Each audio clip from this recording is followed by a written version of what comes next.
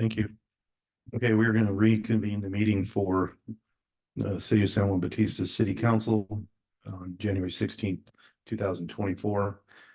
And Mr. Giffen, can you take us out of the closed session, please? Yes, thank you, Mayor. Members of the City Council and public. The council met in closed session on item 2A, conference with legal counsel, anticipated litigation, significant exposure to litigation pursuant to paragraph 2 of subdivision D of section 54956.9. One case. The council met with legal counsel and gave direction to legal counsel, and there's nothing to report out. Okay, thank you.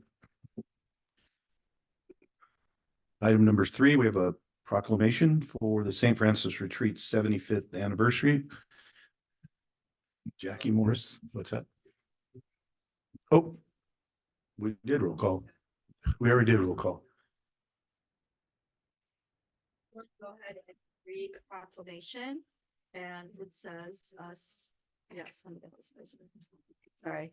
St. Francis Retreat, 75th anniversary. Whereas St. Francis Retreat, first of all, is anyone here to accept this? If you could come to the podium, please. Thank you. And if you can state your names.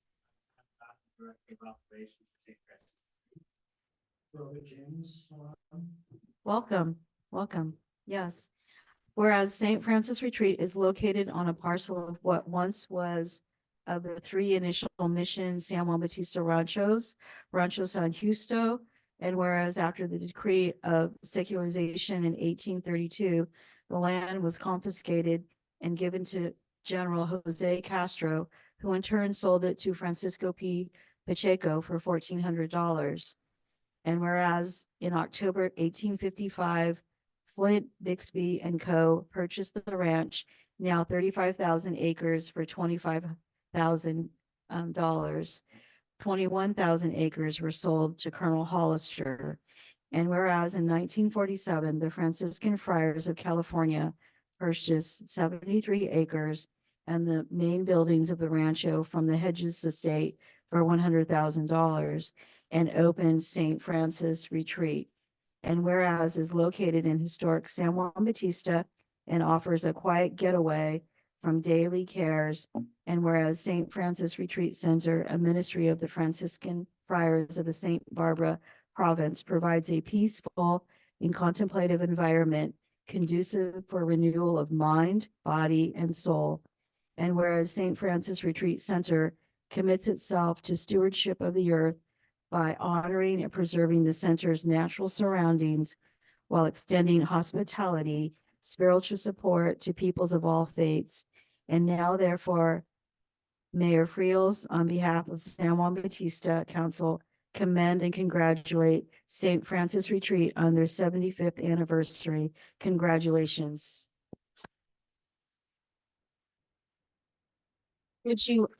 Would you like to say something to us? Thank you.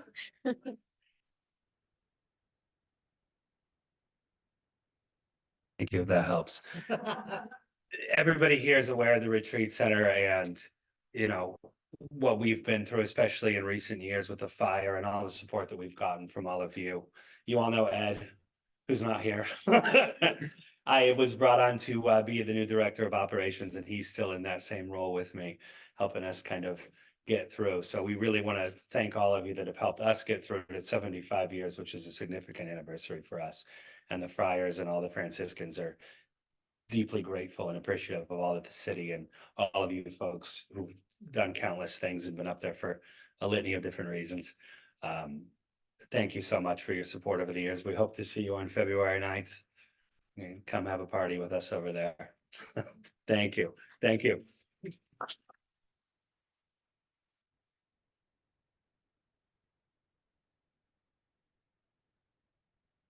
Thank you. Thank you. Thank you. It's beautiful out there. I enjoy walking. Right now, with water in the lake, it is really beautiful. It's the time to be there. Thank you. Thank you, everybody. Thank you. Thank you, Jackie.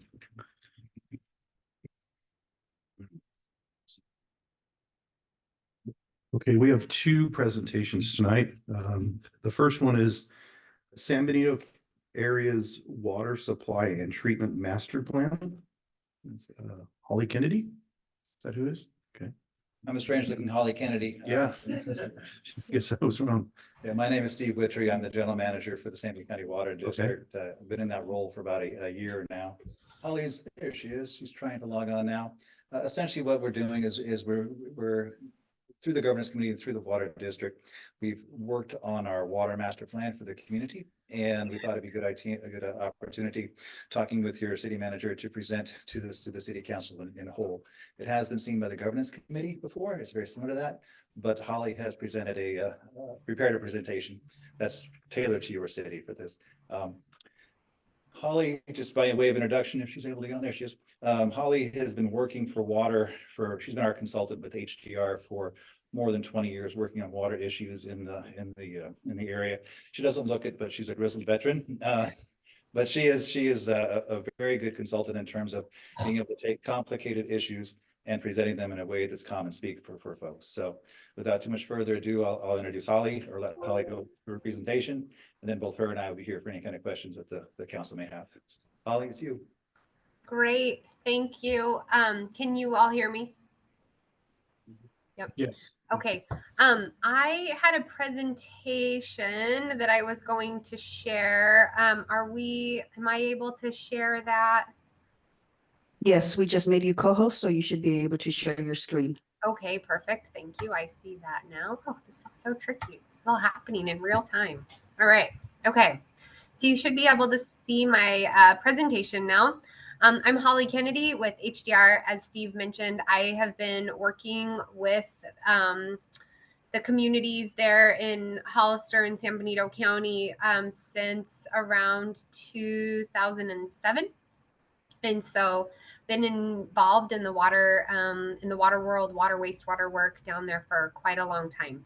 Got a presentation. I'm going to try to pop through it fairly quickly, about 10 minutes. Sometimes I spend as much as 45 minutes talking about this stuff. If you have questions, please just interrupt and ask if you want, or we can take questions at the end. Okay, so this is all about water supply and treatment. I wanted to provide you a little bit of background here, just in terms of how long these efforts, this integrated planning process has been going on. Back in 2004, several of the agencies in the area recognized the need to coordinate on water and wastewater planning. And so there was an MOU that was started in 2004 that included the city of Hollister, San Benito County Water District, in San Benito County. In 2007, it was amended to add Sunny Slope County Water District. We had the first master plan then come out of that effort in 2008. Some additional master plans and updated MOUs along the way. And then San Juan Bautista joined the MOU in 2021. And we have our updated master plan now that we've completed into this last fall in 2023.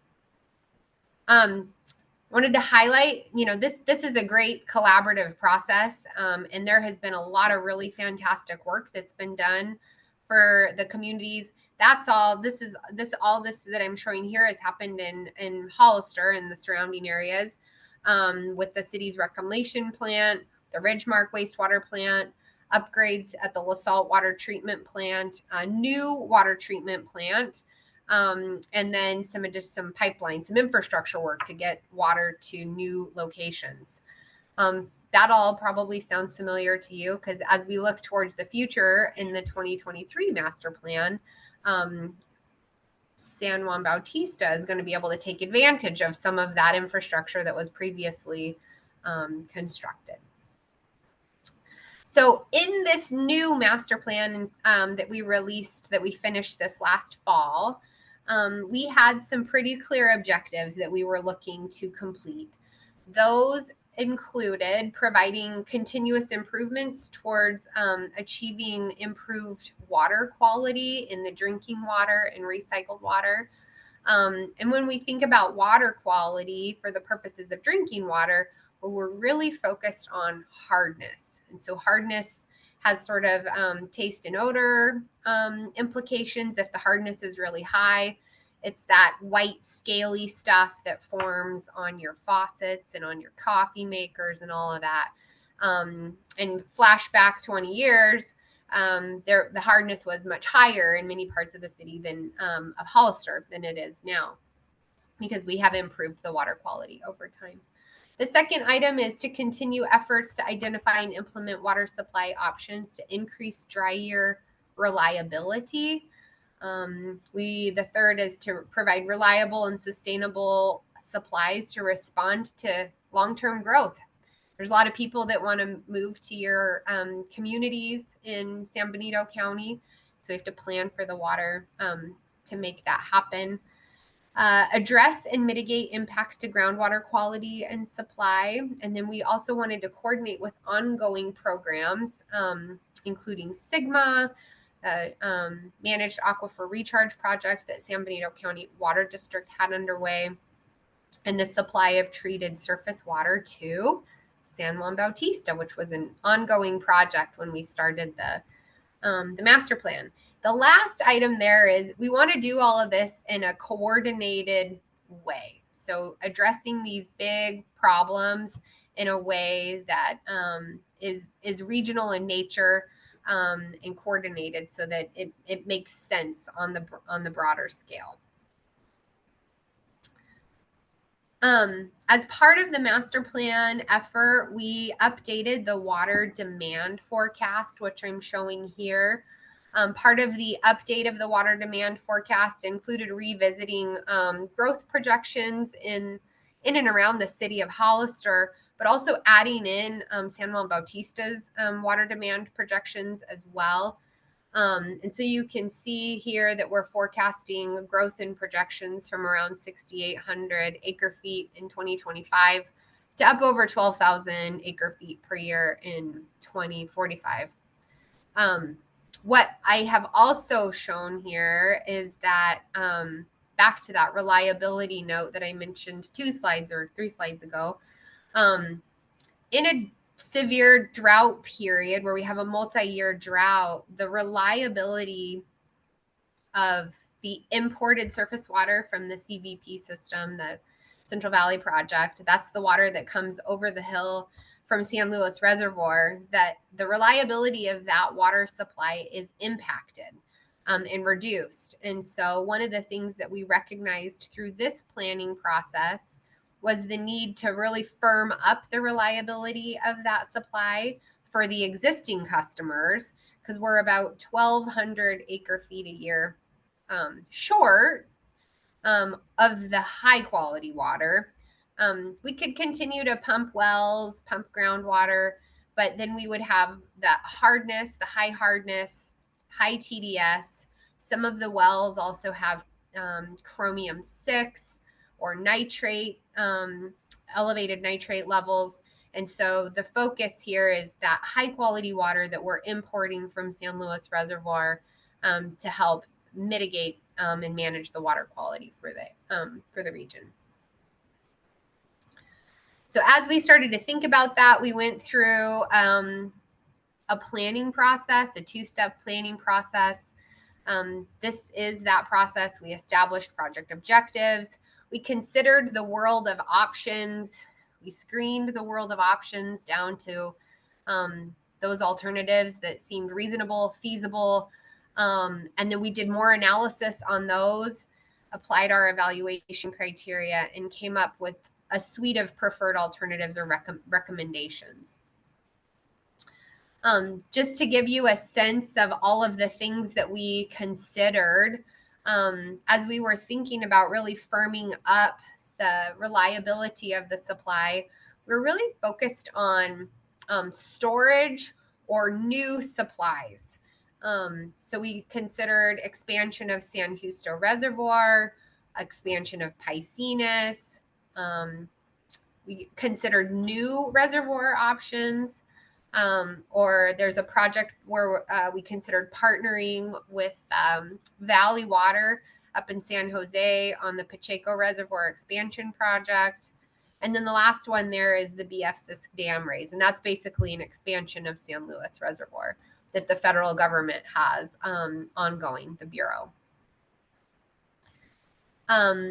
Other concepts that we considered included a new a groundwater project up north of the city of Hollister. We've been calling that the North Area Groundwater Project for some years now.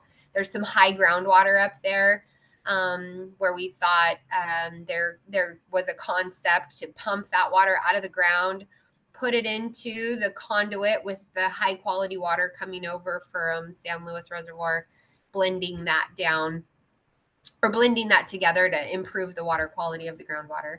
We considered groundwater demineralization. I think San Juan Bautista, you might have considered that as one of your options as well. That is energy intensive and it has a really heavy brine load on the back end. We considered expansion of percolation, indirect potable reuse, an aquifer storage and recovery project, and then some groundwater banking out of basin. I won't go through the details of this, but this is basically the results of our screened down supply options. We applied a number of evaluation criteria to the alternatives that were basically shortlisted. And the outcome of that was that an ASR project was the highest ranking project that had a priority of 1. It had relatively low capital costs and relatively low yield costs, and it allowed the agencies to sort of be in control of the project as opposed to having to rely on an outside party. The second highest ranked project was the BF dam raise expansion of San Luis Reservoir, because we know that project's moving forward. It's got federal funding, it's got federal support, it's on its way. The schedule on that one is 10 plus years out likely for implementation. And so in terms of timeline, that may not be the right project to support today's existing need for higher reliability for existing customers, but it could be a good option for long-term water supply for new customers.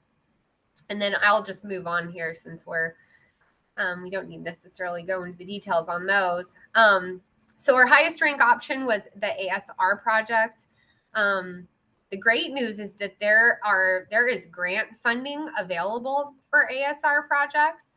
And so in working with a grant writer and San Benito County Water District staff and their other consultant, Todd Groundwater, so far we've been successful in securing over $12 million in grant fund, over $13 million in grant funding. And then we have submitted another grant just in November through the USBR that would potentially provide an additional $9 million in grant funding. So that could bring us up to over $20 million in grant funding for an initial phase of the ASR project, which is pretty exciting for these communities to meet the existing need for reliable water supply. That ASR project that we've been contemplating is described here. We're calling it the Accelerated Drought Response Project. If you recall, last year it rained a lot. It got really wet, but 2 years ago at this time, it was really dry. And so we were really focused on how do we get a project moving quickly, accelerated, and pull in some of this grant funding. So it's called ADROP. It's about 2,700 acre feet of storage capacity and would have a yield of just over 1,000 acre feet of new water supply in dry years. It would have 5 ASR wells located in the city of Hollister, and it would include the expansion of the West Hills water treatment plant. It would also include some new pipelines and pump stations. Has about a $40 million capital expense. And that project, as I mentioned, we've got over $13 million in grant funding for it now. And that may increase to over $20 million if we're able to get that USBR storage or a small storage grant. So that's a pretty exciting project. The other project from the master plan that I wanted to highlight is the project that the treated water transmission pipeline project to take treated water from the West Hills water treatment plant and bring it out to San Juan Bautista to improve the quality of your water supply. It's about a 6-mile HDPE pipeline that would start at West Hills. They're just on the southeast side of Hollister in the hills, and southwest side of Hollister, and take water out. It's a pipeline out along Highway 156, and it would terminate over near your existing well number 6, and it would distribute high quality water treated. It's surface water. It's that high quality surface water from San Luis Reservoir, treated at West Hills, and bring it to San Juan Bautista. The construction cost of that is roughly $8 million. So where are we at in this whole process? The next steps are to complete the design and permitting of the ASR or ADROP project and initiate construction. We're going to keep multiple supply options in play to provide long-term flexibility to meet those growth demands in the future for the overall region. Complete the design and permitting for the San Juan Bautista pipeline project.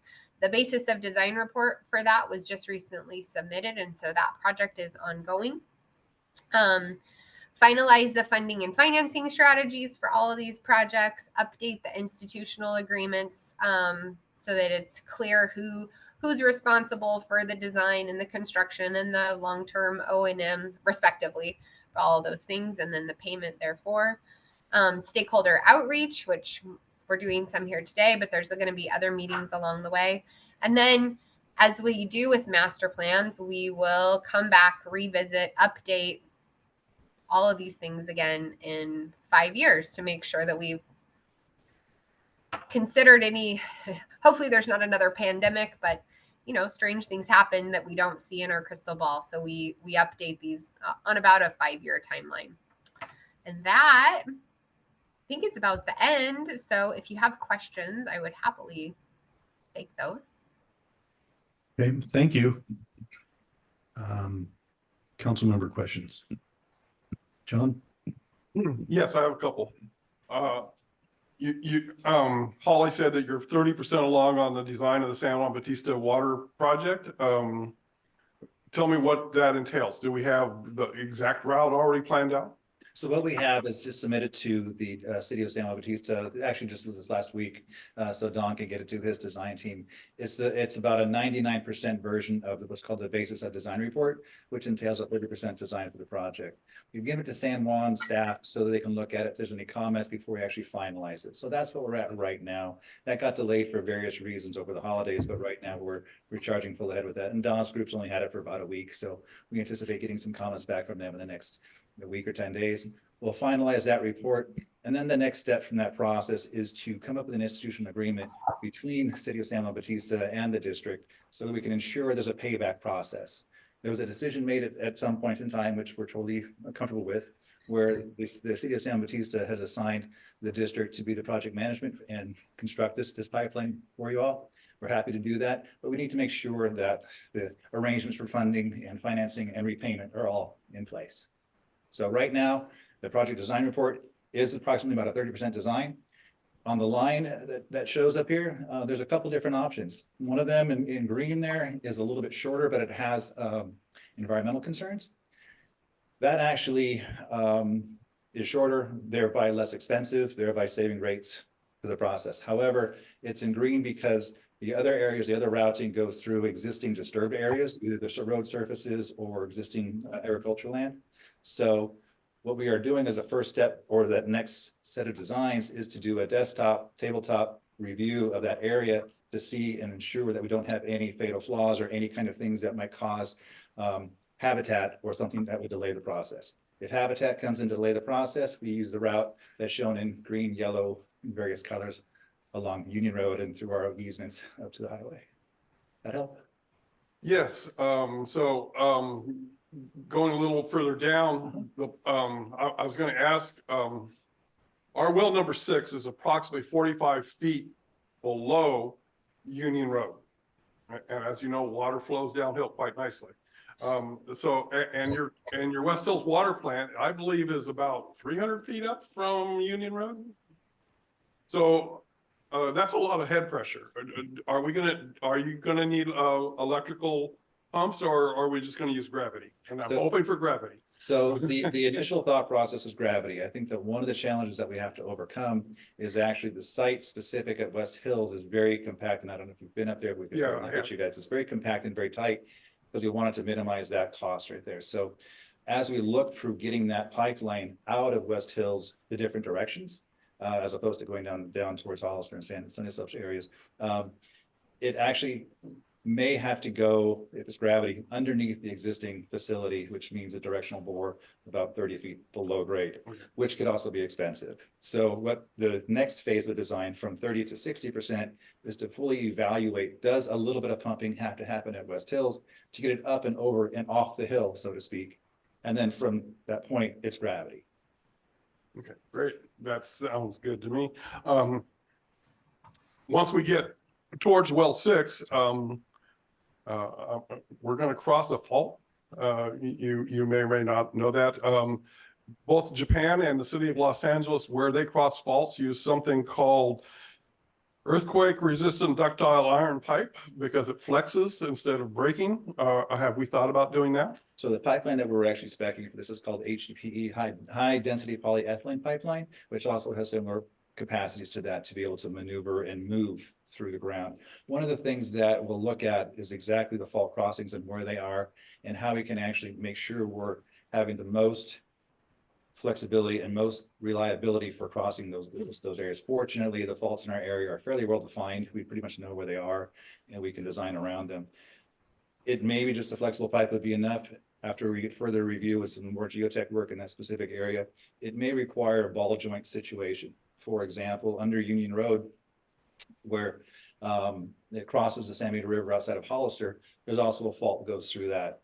Our own bureau line that goes through there has actually its expandable ball joints that the actual pipeline can move and shift to a certain point to allow that fault slippage to occur. So there's a couple of ways to attack that. Certainly it's something that's in our design parameters, and it's certainly something we're going to address with our design. Thank you. No more questions. Thank you. Leslie, do you have anything? Thank you. The HDPE, that's the welded, Correct. okay. Yeah, lead and welded pipeline. Yep. It's the black pipeline that actually they put it over here. Some of the people in the community may have seen the Tiger construction project. It's a black pipeline that's welded and they can actually just push it through pretty quickly. Thank you.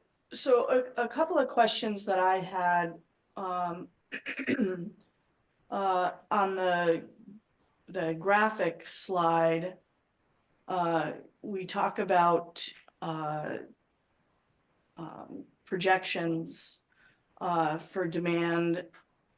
How much of that is from San Juan and how much is from Hollister and San Benito County? So I'll let Holly answer that a little bit clearer, but as my understanding is we used AMBEX protection for growth in general for our area. And it wasn't specifically, as I know, it may have been, I've only been on this process for about a year, so Holly has a little more history. But as I understand it, it was for the whole reach, the whole area, using some AMBEX projections and some master plan documents. But Holly, if you want to expand on that, that'd be great. I will. So you can see in these bars down here, you can see the historical values. And so the red here is the volume of water that was produced at the West Hills water treatment plant. And then that's the Sunny Slope groundwater, the city of Hollister groundwater, the LaSalle water treatment plant. And then this tiny amount up here is the historical consumption for San Juan Bautista in that lightest color. And so that can give you sort of a reference point for how much of the water demand is for San Juan Bautista versus the city of Hollister's and the Sunny Slope customers. We did, as part of these projections, use specifically the demands that your consultant had prepared for San Juan Bautista. And we added those to the demands for the city of Sunny Slope, or the city of Hollister in the Sunny Slope County Water District. Thank you. And that's the 1.9%. Ooh. I'm not sure what the percentage was, but it was, we took it straight from your master planning document. Okay, okay, I'm just looking at the growth in Hollister and San Benito County compared to the growth currently in San Juan Bautista. And it's significant in other jurisdictions. I'm just making sure that all of that is reflected when we go to the table to start penning in prices. Absolutely. Understood. The expansion of San Justo Reservoir, what's that look like with the zebra mussel and not being able to use that water? How does it, I mean, we store it, where does it go from there? So just as a correction of public perception, we use San Justo Reservoir, we use the water from there daily. That's, it's in use, so there's sometimes people believe that, oh, the zebra mussels there have rendered it useless. It's used every day for ag and for M&I use. The zebra mussels that are there will likely be there until some major effort happens, and then we're not even sure if the science is there that will actually completely eradicate it. We've talked about that in some other forums, but for those of you who may not be aware of that, it's a challenge that we have to do to try to get rid of those zebra mussels. And actually, where the district's position is on that is that with the zebra mussels where they're at and how they've kind of come to a place of stability in terms of how we operate it, over the last, they were first sighted up there in 2008, 2007. The zebra mussels seem to stabilize, so we don't have an active plan that we want to eradicate the mussels. Working with USBR and the County of San Benito, there is a potential to bring forward a plan to bring back the recreational aspects of it. And that's something that we're very supportive of, and we'll work closely with the County of San Benito and USBR, United States Bureau of Reclamation, to make that happen. But in terms of our operations with San Justo, it operates fine as it is with zebra mussels. Now, expansion of it is a little bit problematic because we have some faulting, as you know, in the area, and there are some issues in terms of seepage that we monitor on a regular basis. We have over 100 monitoring wells at San Justo Reservoir to monitor any kind of seepage and flowing through that process. That would have to be amplified because we do have some issues with seepage going through there. So before we added more water there, we want to make sure that the water that stays there for our use, as opposed to it's not wasted water, it goes in the groundwater aquifer, but we'd like to be available for us when we want it on demand. So there's some functional problems with San Justo that would have to be corrected, which adds to the cost of the elevation raise. The other portion of San Justo Reservoir that causes difficulty is the facility itself is actually owned by the Department of Department of Reclamation, easy for me to say. So any kind of work that happens with that has to be done through the government's engineers and designers. We would actually pay them to do the work for us. We don't have control of that facility itself since it's owned by the USBR. That's another problematic portion with expansion there. And with that expansion, my understanding is the way that it's managed now is it raises and lowers, and it takes the zebra mussels in that zone are organically taken care of. That's exactly correct. So with the raising of it, how does that affect it? It'll raise it up and it'll just change that level of that band of successful reproduction of zebra mussels would move with that elevation change. So yes, we don't anticipate any further issues with it if it was to be raised, but I think that we have some other alternatives that would come ahead of San Justo Reservoir in terms of expansion. Okay. Still can't believe it's taken us this long to do ASR. Do we know when wells are going to be drilled? Do we have existing wells? So as Holly mentioned, we're fast tracking the ASR project due to our grant, the grants that we received. The grants are great, $13.5 million so far, and another $9 million coming. The only challenge that we have, if it's only one challenge, the challenge with that is that we've got these with a very short window for implementation. Mm-hmm. We have to get these projects done within 3 years and operational within 3 years. So where we're at right now is we've also just received from HDR, they're the design engineers for the expansion at West Hills, the 90% designs for that portion of the project. We've split the A-drop project, the well project into two phases. One is the expansion of West Hills, which we're moving forward with great haste. And the other portion is the wells. And right now we're working with property owners, and we've actually have tentative agreements with quite a few property owners to site the 5 wells. The next step is to further analyze, backing up a little bit, sorry. Over the beginning in November, actually late October into November and into December, the city allowed us to construct a test well just south of the Hollister High School campus. That data is being evaluated as we speak. The construction has happened. We've taken samples from that, and that's going to help determine and verify the actual locations as being positive. Early preliminary results show it very positive, and it's a good location to move forward with. So we're taking that data, moving forward with the property owners in the area, which happen to be the county high school district, as well as there's some city properties right there that may be part of our portfolio for the well sites. So we're going to start that process. We've worked with staff. We have staff agreement on that, but obviously for government agencies, staff's word doesn't mean anything until it gets ratified by the councils or boards. So we don't currently have wells. There are no existing wells that are going to be retrofitted to push the water down. We have a piece of property that we're going to potentially drop a straw in. Correct. Okay. Thank you. Jackie, do you have anything?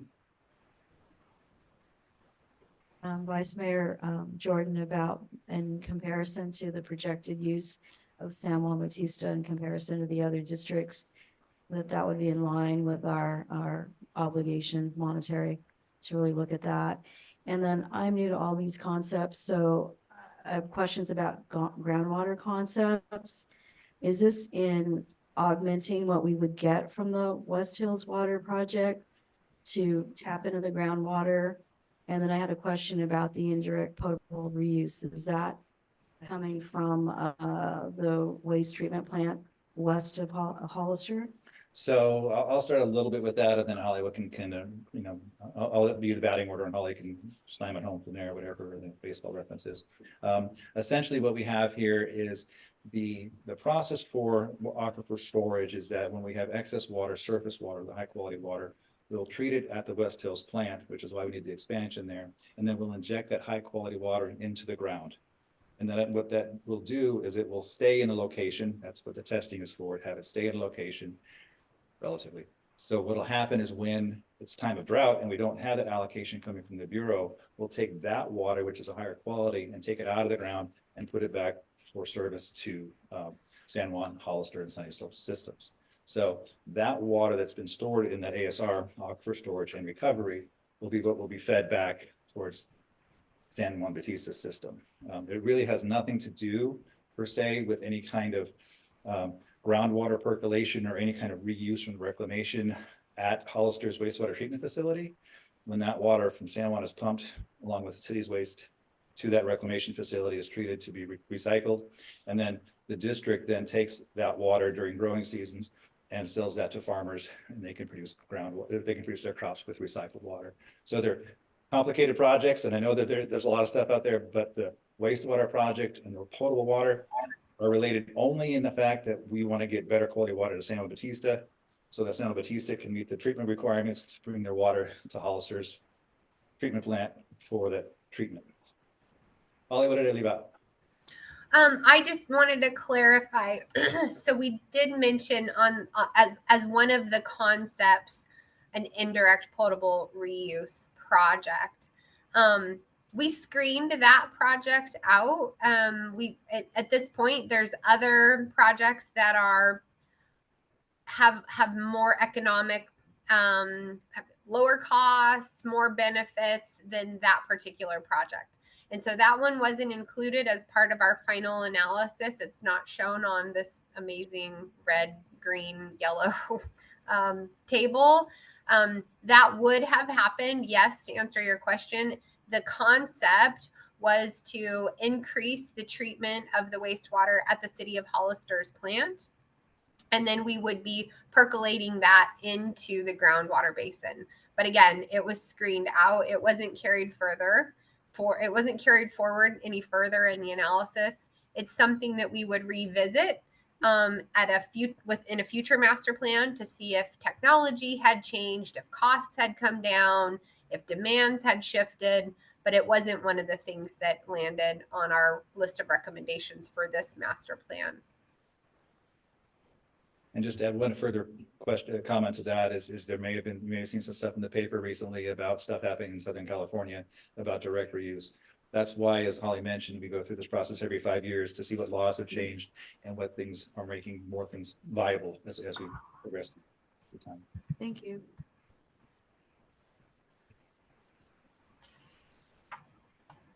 Hard/impossible to follow up. People with way more knowledge on this than I will ever have. I don't have any questions. I'd love to see the rank priorities chart and all the analysis that's gone in, but no questions. And for the members of the council, if they did want to give it a little more, with or understanding that, feel free to contact my office. We'd be happy to meet with you and talk to you about anything or bring you up to speed from what we know. At least happy to share knowledge, because if the knowledge isn't shared, something else takes its place. Thank you. Sorry, one more question. You mentioned Chrome 6 in some of your wells. What are the levels? How many wells are affected? And what does that have to do with the overall project? So Holly? Oh boy, that is a really great question. And off the top of my head, that's actually information that I don't have. I think there's a couple of wells in the city of Hollister and Sunny Slope distribution systems that have elevated levels of chromium-6. We had previously done some analysis of those to make sure that if the level of chromium-6 exceeds what the state may mandate in the future as like an upper threshold, that there's a way to blend that water back with surface water, again, from the West Hills water treatment plant, to bring the level of chromium-6 down to a level that would be below the threshold. I'm thinking it's like 2 or 3 of the wells that have elevated chromium-6, but I'm gonna have to go back and actually dust up on that one and brush up on that one, make sure that I've got that information right. Thank you. Thank you. A couple of my questions got answered. One, the big one, John hit on the delivery. Less pumps is better. Less maintenance, pumps are expensive. And that chromium-6, it sounds like something scientific. Sci-fi, huh? Chromium-6. Yeah. Oh, that's where it came from. Okay. Aaron Brockovich. Yeah. So, we're finished with questions. Do we have any questions from the public?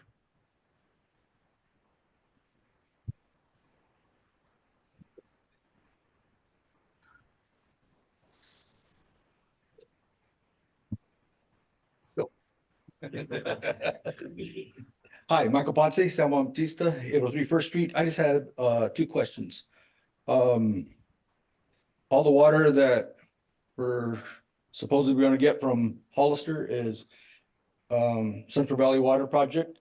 Nobody has said what the hardness of the water is. Our main objective is to soften our water here with blending. I haven't heard of what the hardness is of that water. And then also, since we're planning a new pipeline route, I'm curious to see how much that's costing San Juan, because we already have a plan that we paid for. So I was just curious on that cost. Thank you.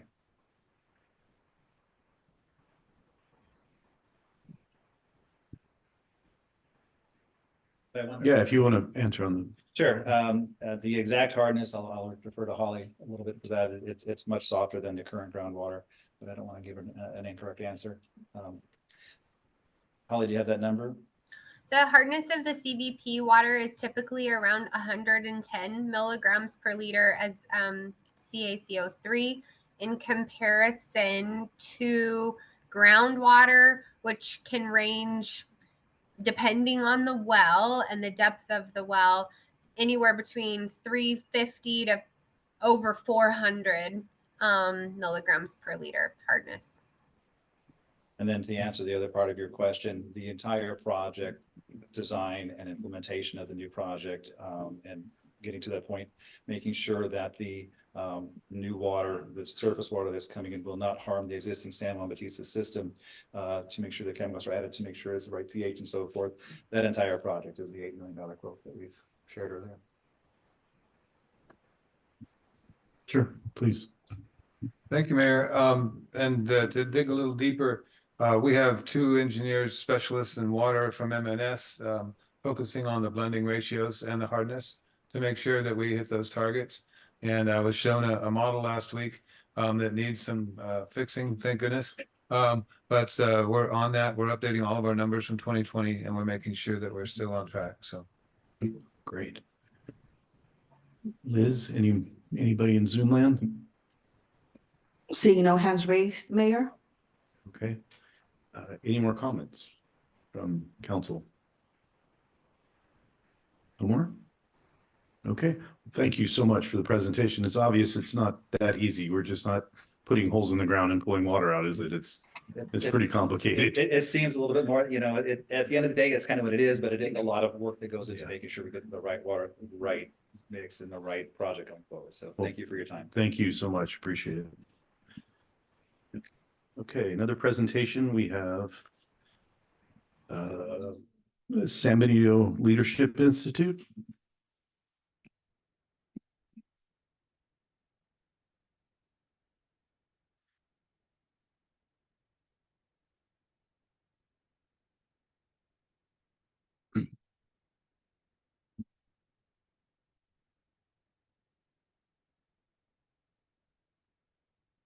Good evening, city council members and mayor officials.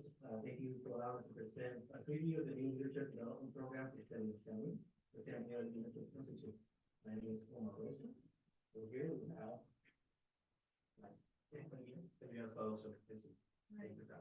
I do this first off, so I'll go ahead and pull you through that. So you're set with me. You want to be a speaker?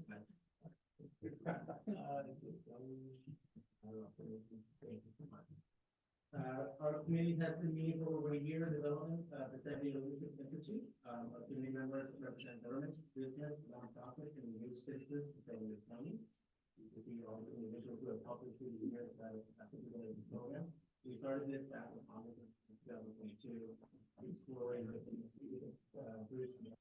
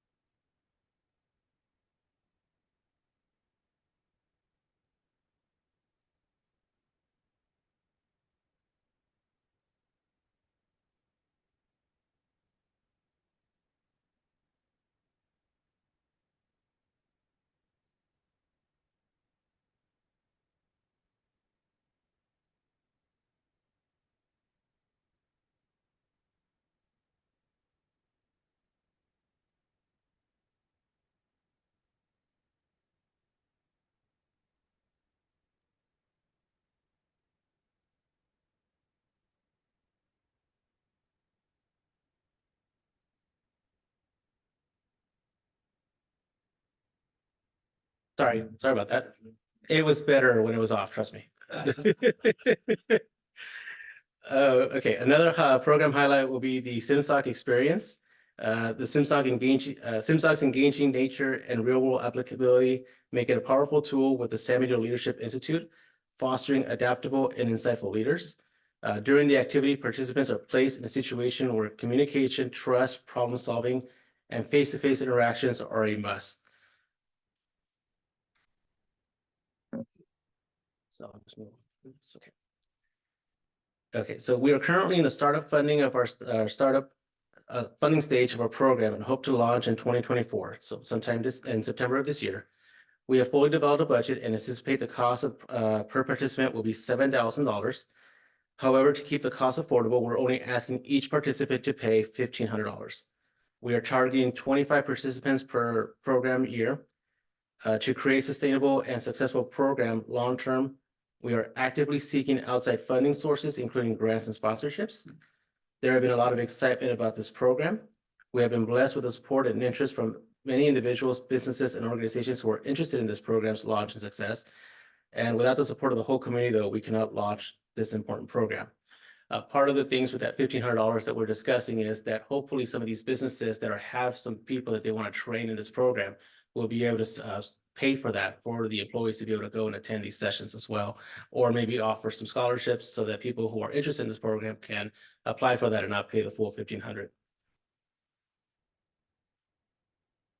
All right. So at this point, you may be asking yourself, what will San Benito Leadership Institute do and provide to our community? The San Benito Leadership Institute will identify, educate, and empower leaders to volunteer in our community, serve on boards, and direct the organizations, government, and businesses that provide essential goods and services in our community. We respectfully invite the City of San Juan Bautista to join us as a founding partner at the $5,000 level. We thank you for your time and thoughtful consideration. And if you have any questions, the gentleman over here will be happy to answer those for you. Thank you so much. John, questions? Just thank you for the presentation. It sounds exciting. And I look forward to helping you guys out in any way I can. Thank you. Appreciate it. Thank you.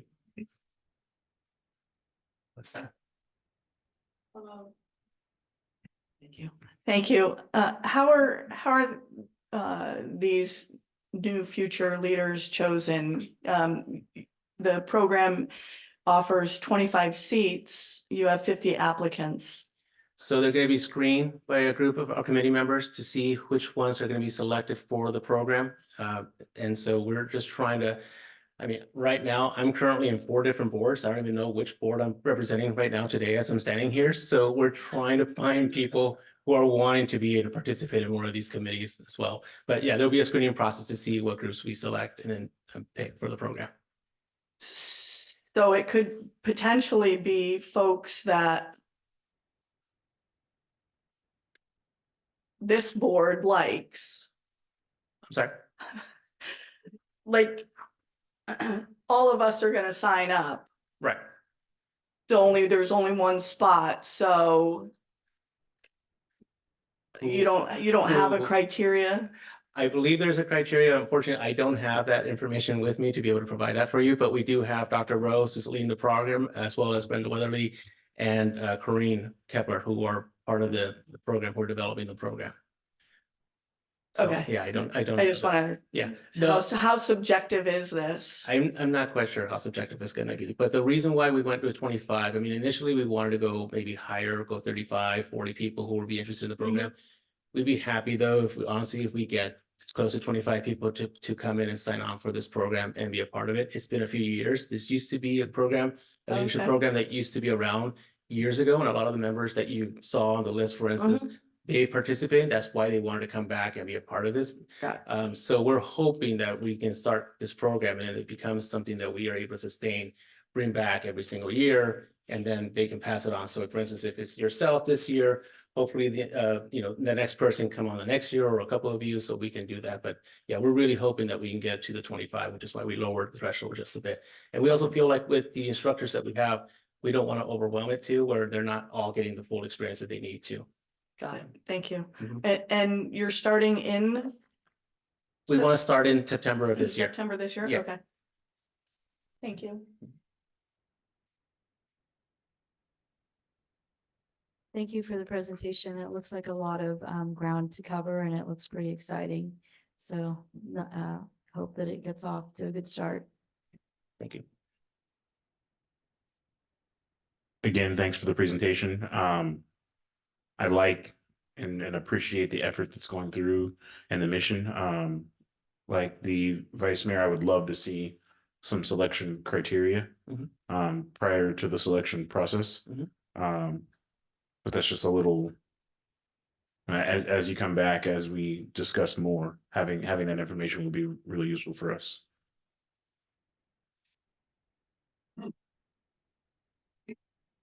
Thank you.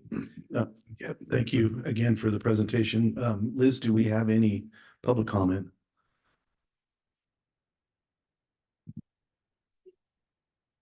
Seeing no speaker cards or hands raised, Mayor? Okay, any continuing comments from the? Okay, thank you so much for your presentation. Thank you. Have a good night.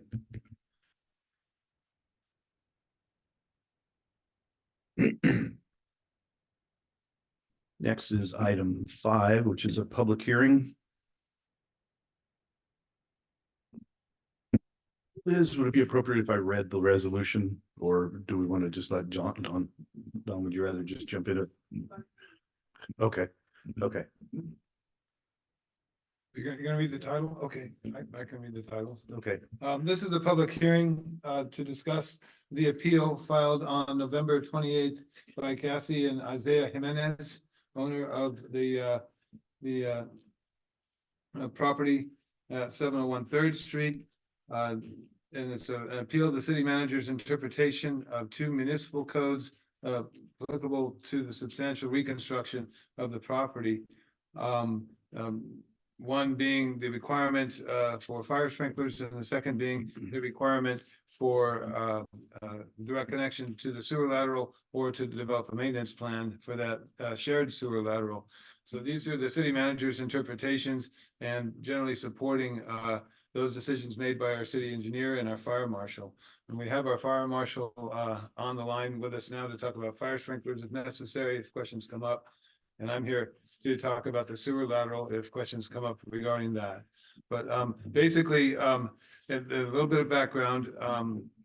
The owners came in May, probably in January, and received a building permit in June for a small minor addition connecting the accessory dwelling unit behind the house to the house, consisting of adding 47 square feet to the building.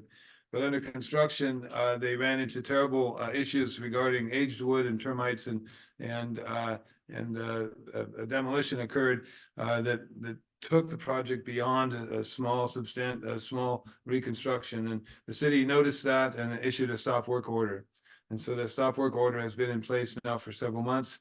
And we negotiated a building permit and a way to fight through this so that they could get started again. And finally, in December, they received a new building permit and were able to resume their construction. So upon the issuance of that permit, the city had previously received this appeal of the 2 conditions, again, the sewer lateral and the fire sprinklers.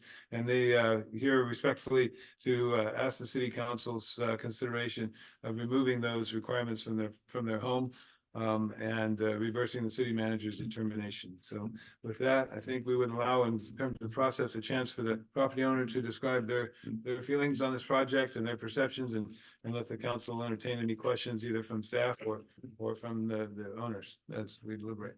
Okay, thank you.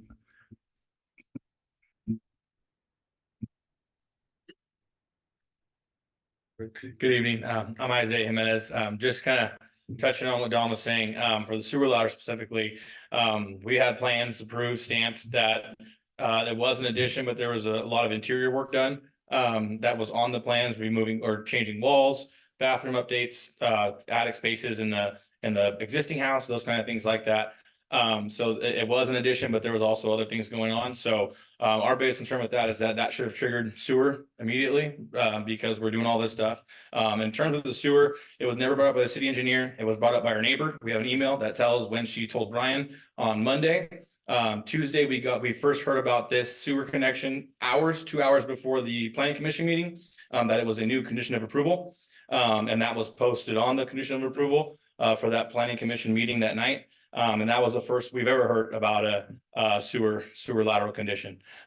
With the sewer lateral, it's not just the front house. We have the back house on there too. That is a newer house. So in order to get to that sewer, you have to completely break the slab. That's a perfectly good house. Break that slab, get to that sewer, dig all the way out. So that's a whole grading permit. That's thousands and thousands and thousands of dollars. Had we known earlier, would never have started the project in the first place. But since it was missed, it was never communicated until, again, hours before the planning commission meeting. You know when that was exactly?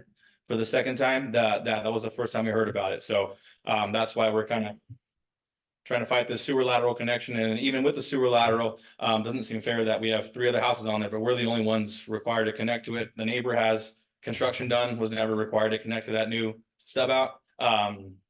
We're the ones that have to pay for the maintenance plan to have all the other houses on this. So we're a household of 2 and our child still uses diapers, so not using the sewer line at all. But it's that's what we were kind of coming forward and want to explain those kind of things like that. Yeah, no, I mean, it's just been like the worst experience possible. I know I've spoken to a couple of the city council members. And yeah, no, it's just been terrible. And honestly, we're just ready to stop, just kind of keep moving on. We have moved forward. I believe we got our permit in end of December, last week of December, right before the new year. And honestly, just in a couple of weeks, like we've already almost framed out the whole house. Like we're very close. Like we are really trying as hard as we can, to finally have a home. I don't think we're in a position right now financially, just with everything to connect them right away. But we will at least have more square footage.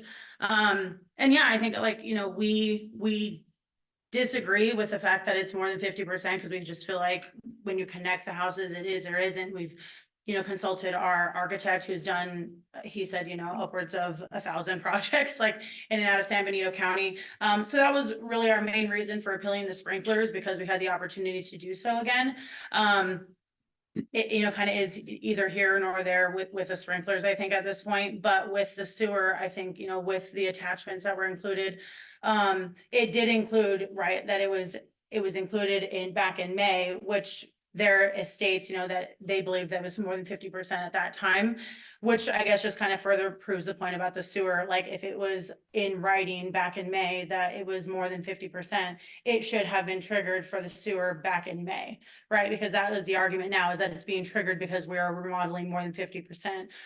Saying that it was because this wall came down, but that's not true at all. Is it was considered more than 50% back in May, according to, you know, Charlie's thing. And again, we just kind of included that because we had the opportunity to come forward and appeal it all over again. But the sewer was never mentioned. And so it's always been considered more than 50% according to fire and whatnot, but the sewer was never included. So just kind of like how Isaiah mentioned, we never would have moved forward with the project. We would have, you know, done a couple of cosmetic touch-ups and honestly sold the house. But we, you know, I've shared this with multiple people here and outside of the that have stopped from the last time I was here, that have just literally stopped me on the street and said, I'm so sorry about what you're going through. I've been a city council member. I've been a member of San Juan my entire life, and this is like wrong. And I've literally been stopped on the street many times. I've heard, you know, just saying like, what's the update with that, right? And I've shared it with them, and I've shared it before, is that we really just wanted to have a home, to raise our son in and live in San Juan and celebrate things like going up to the retreat center, which, you know, we did our retreat there before we got married. Like we love San Juan. We baptized our son here. We want to live here. But it's just been a really hard road to get here. And we're hoping that this will just be, I mean, just like one thing that we don't have to deal with, because we didn't think we would have to deal with it in the first place.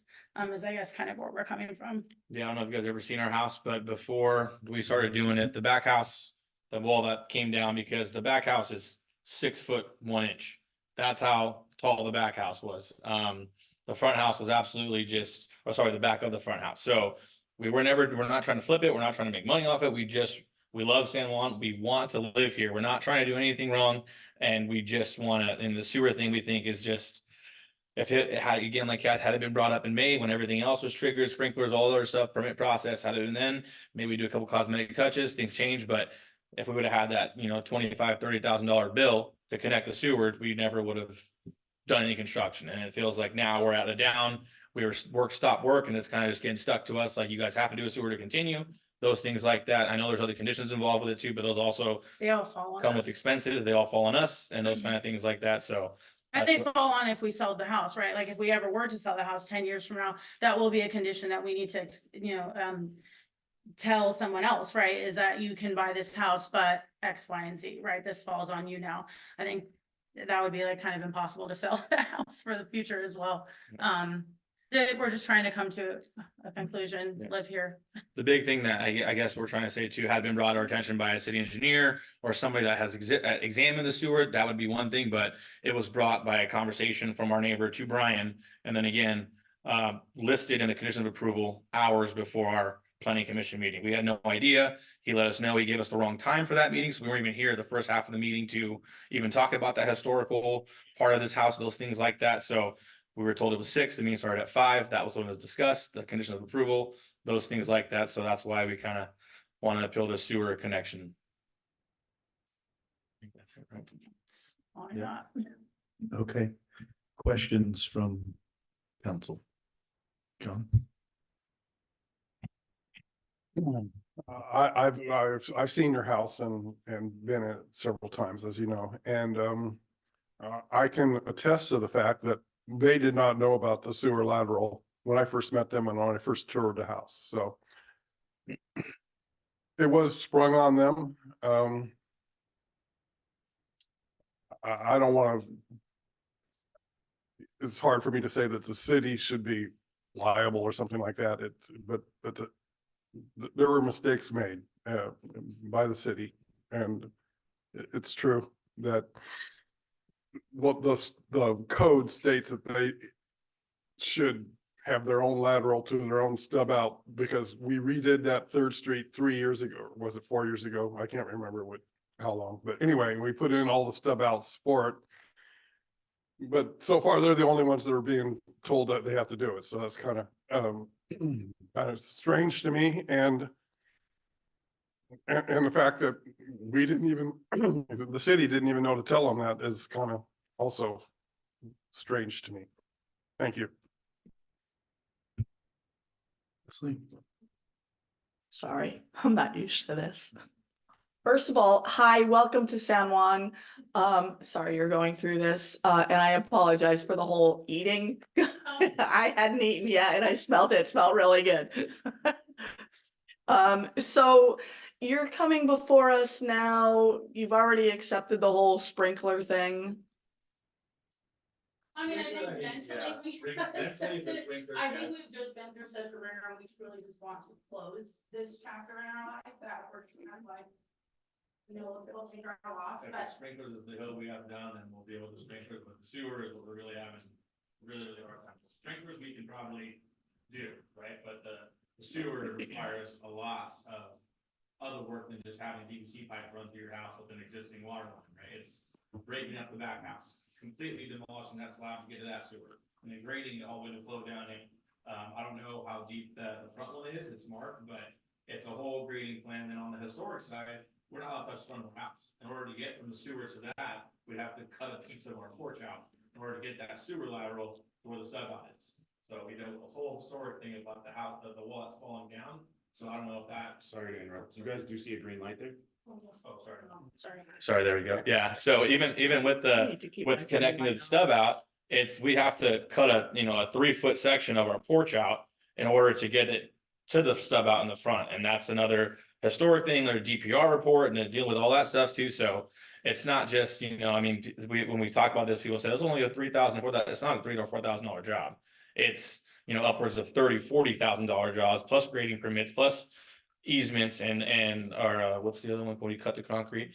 Yeah, encroachment permits and those things like that. So it's not like it's a simple quick fix, dig it out, put the sewer out there. It's a huge project that when we don't have grading permits, we don't have that stuff like that. That's additional things that, if we would have known earlier, like no freaking way we're touching this house. We're just fixing the sheetrock and, we'll go from there kind of thing. And I think just to add to that, I think it's a little bit of like, there's a lot of no trust, I think, that we have, right? We've gotten some information at this point that are like, it's there for you to attach to, is meant to be that and everything like that, but it just kind of all seems like this up until this point, we have no trust left, so it's kind of like to tell us that it's really like not that hard or not that much. Number one, we don't have honestly like even a dime extra to put on this. And again, this is a sewer lateral that's shared between 4 people. So it will be, according to this, it's all on our dime. Even though this would help those other 3 people, right? It would take us off of it. That would leave it only 3 people, but it's only on us. But also, you know, we're just kind of feeling like whether it's $1 or $40,000, which we've honestly talked to our architect and kind of asked him what he thinks. We don't have it. And like Isaiah said, it just kind of like contradicts, I think, the fact that with the Historic Society now, you know, we're not historic anymore, but we still need to have, you know, the front portion of the house. We can't touch it, even though it's not historic, but we cannot touch it. Cannot touch it, cannot touch it. We keep being told, however, if it were to be the sewer ladder, we would still have to touch it and we would have to cut through it. So it's just sort of like, okay, well, if I want to paint my house purple, I can't paint my house purple. But if I need to attach a sewer lateral and that's going to affect the entire front portion of the house, I do have to do that though, right? And I think that is, I'm just very contradictory. It's kind of like how we're feeling it is, the way it's being presented.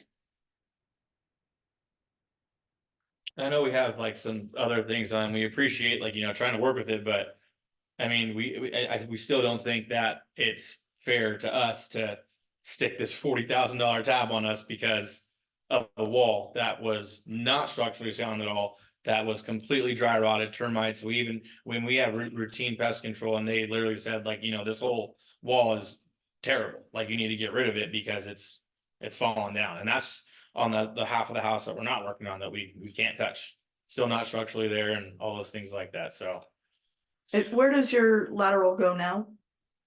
the sewer lateral, I Uh-huh. think it goes from our front, we have 2 houses over there. Our project is connecting those 2. It runs probably, I don't know, but But to be honest, like, so to answer your question, we don't know. It's never been told to us. It's never been presented. So to actually have like some sort of map that shows like, this is exactly where your sewer lateral runs. This is exactly where it goes. So you don't know if you hook up to 3rd Street or 4th Street? We've been told by our neighbor who brought this forward. We've been told by our neighbor that it is a clean out on 3rd Street. yeah, there's a new, well, it's marked. There is a new one, yes. But I think the one that we Understood. have before is in, not our neighbor to the right, but the neighbor on 4th Street, that's the one behind 4th Street. I think it's on 4th Street is where it empties out at. So it's our house, our neighbor's house, and the back house also has 2 units on their property. So I think all 4 of us are on that same sewer line. But again, I think it's just something important to note that like when we purchased the house, this was never anywhere. I don't know if this is a realtor's job, if this is the city's job, if this, whoever's job this was never brought into our attention. Again, other than our neighbor who had this knowledge. And she shared it with us, pretty early on when we lived there, more just like a common courtesy, like we all have this sewer lateral, make sure you don't flush down whatever, right, down the toilet. And then we really never thought about it, honestly, since then, until, I think it was November 7th when our meeting was November 8th or something like that. Okay, understood. Thank you for that. Sure. So did the greater than 50%, is that what triggered the sewer lateral as well? The original permit was issued for a small minor alteration, Understood. and that's not what was occurring. Significant demolition occurred, whether intentionally or not.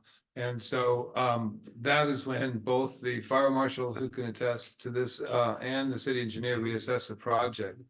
So in your packet, you have a November 17 memo from the city engineer citing the municipal code. And the question is, are we interpreting this municipal code correctly, or is there room for variation? The city attorney could speak to that. But yes, it was the fact that it changed. They had done more work than the approved plans. Got it. Can I interject? Thank you. So, I mean, I don't have the plans in front of me today, but in our meeting with Dawn that we had one-on-one, and City Council Member Freeman was there as well. It was determined that actually our build was, aside from one wall, was exactly all of it was triggered 50%. In one of the attachments, the one that is stated from June 19th, 2023, it says required because over 50% of the square footage is being remodeled in June, not in November. And so from that first document that is actually included in the attachments today, it was already triggered for sprinklers. And so we disagreed with it then, and so that's why we brought it to this appeal now. However, that right there, I think, proves the fact that it was already being considered more than 50%. And the only thing that changed from our original plans was the fact that one wall came down. Everything else was going to be completely the same. We were going to have a brand new roof, all new truss system. All of the gas lines were going to be rerouted. All the water lines were going to be rerouted. All of the entire configuration inside, every single wall was going to be reconfigured. So the entire thing was literally one wall, one exterior wall that re-triggered all of this. And at the beginning of it, it was the exterior wall was triggered a historic thing. And from the beginning, we were told this is historic, you guys, you know, whatever, shouldn't have done it, we didn't do it, whatever. From there, the historic thing became building, I guess. And for, even with that too, with the planning, I mean, if a wall came down, from we understand, we've been told it's a simple change of plan, right? A resubmittal, a revision to plans, but this was initially a historic issue because that wall was historic, which turned into laterals and all these other conditions of approval and all those things like that. So from the historic aspect, we get that, we've gone through it, we're done with that. But talking about what Guy's talking about, from the building point of it, it seems like a revision to plans is a simple resubmittal of plans, approve or disapprove, whatever, but it was just the wall that came down, that's all it was. Thank you. Jackie? I guess my question is for you both. What do you hope for this outcome tonight?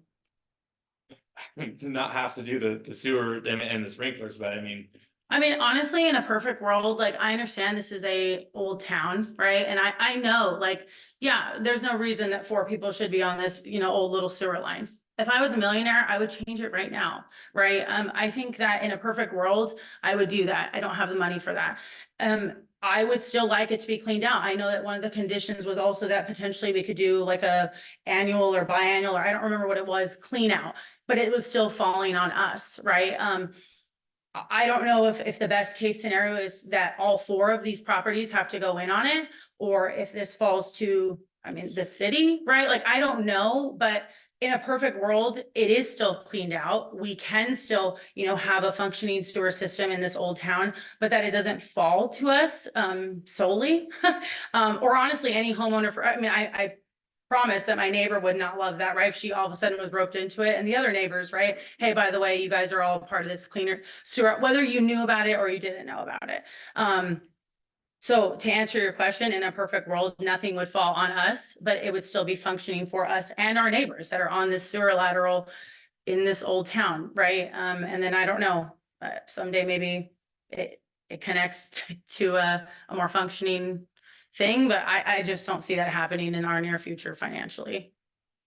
Then my other question or observation is that you said early on, your neighbor, Cara Blanc, I'm assuming, told you about the lateral issue way early on. Did you share that with your architect? Did he discuss any of that with the city engineer or Brian Fouch, our former planning? No. Was that information shared or discussed?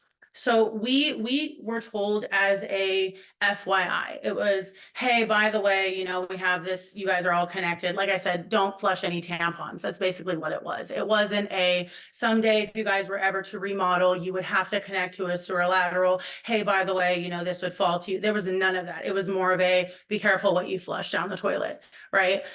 So with that being said, I'm not a professional in remodeling anything like that. I don't know that anybody would know that with that FYI, that would be something you would have to bring up to an architect and say, I've been given this small amount of information. I think you actually need to include it in all of our remodel plans. but aside from that too, it was also passed through the planning department. Right. They know the entire sewer system. Right. Right, and they know everything else, and they approved it and they stamped it. And so again, I kind of feel like that does end up falling on us, right? It's sort of like that was on you, that you didn't know that you needed to tell your architect on your remodel where these sewer laterals were and all that. However, I also feel that, and I included this in our appeal, but I have this email. So again, the meeting was November 7th, and I received an email the following morning on November 8th saying that, you know, she had never talked to the city staff about your project until Monday, when I had a chance to look at your new plans in the city meeting packet and noticed stucco, blah, blah, blah. Yes, I mentioned that we share a sewer line that runs through our property, but that was just a matter of general interest. It never occurred to me that Brian would make moving the sewer a condition of approval. I was shocked too. Please know that we fully support your project and have never said anything against it. We support it. And that's from the neighbor, Ms. Vaughn. Correct. Right. No, I mean, I understand what you're saying. You're not the expert. You're not an architect. That's why you hire these professionals. So just And put it through the city, right? And so Right. again, in the condition or the attachments for tonight, for literally tonight, it includes Charlie's memo from June 19th in 2023. And it says highlighted, required because over 50% of the square footage is being remodeled. So he was considering it over 50% then. So the comment made by Dawn is incorrect, that it was completely different of a project because it was always considered over 50%. Yeah, I think where a lot of the perception, and I'm gonna be very, that I hear and I've witnessed because I came to that meeting is, and also driving past your property, that there was a substantial amount of demolition done. I mean, whether or not you want to say it, you know, was over 50%, there was quite a bit of demolition from that original front house. And, you know, and it was considered historical, but at one time, there was also argument whether or not it truly was because of the addition, you know, so it changes things. So I understand there's been a lot of confusion back and forth, but I hope that we can get to a point where there'd be some satisfaction on both sides of this, the city and especially you. Sure. Thank you. I appreciate that. I'm having some confusion on the plan, the original plans. So the original plans are for a breezeway. Correct, just a connection between. I mean, if we could. I have them if you would like me to pull them up. The original plans, that I was, I that can- was. Oh, sorry, go ahead. let me, Yeah. please, Yeah. let me, Don, is that, and can That's we, my understanding from looking at the record. Yeah, I picked this up halfway through. So and do we have the plans? yes, we do in the building official list. Yeah. Okay, okay. I'll address the sewer system right now, so. Currently, we're speculating, it's all speculation that there are 4 homes on one lateral. I mean, do we know for a fact, have we ran? I mean, a roto-rooter can drop a little ball down the drain and flush it and follow it via computer. I mean, that's, Not that I'm aware of. okay. It's Yeah. just their locals, It's just speculation. correct. By the Okay. neighbor. Yeah, well, let's say there is 4 and 1 in this thing. Is it possible that they can all come to agreement that they can all continue to use the same lateral, since I don't remember anybody having to go out there and, you know, rotor that whole system, so. So Doug Pike, city engineer, and I talked about that, and he had sample maintenance agreements. I don't know that there would be much cost. It's a matter of having everyone's cooperation. Here's a sample agreement that the city would accept. So I don't know that there is a cost. In fact, I did send an email to the owners after that. Are you sure you don't want to explore this maintenance option, because it would defer this whole thing? So I still think that's a viable option, but in her letter, she doesn't like that result. So that's Okay. a difference of opinion. Yeah, it seemed like everybody was perfectly happy with it. And you know, your neighbor who has disclosed this information, it doesn't seem like it's ever been an issue for her. And we don't even know if the other 2 homes are connected to it. I mean, we really don't. And I understand your frustration. You're thinking the city should know this. Your home's over 100 and some odd years old.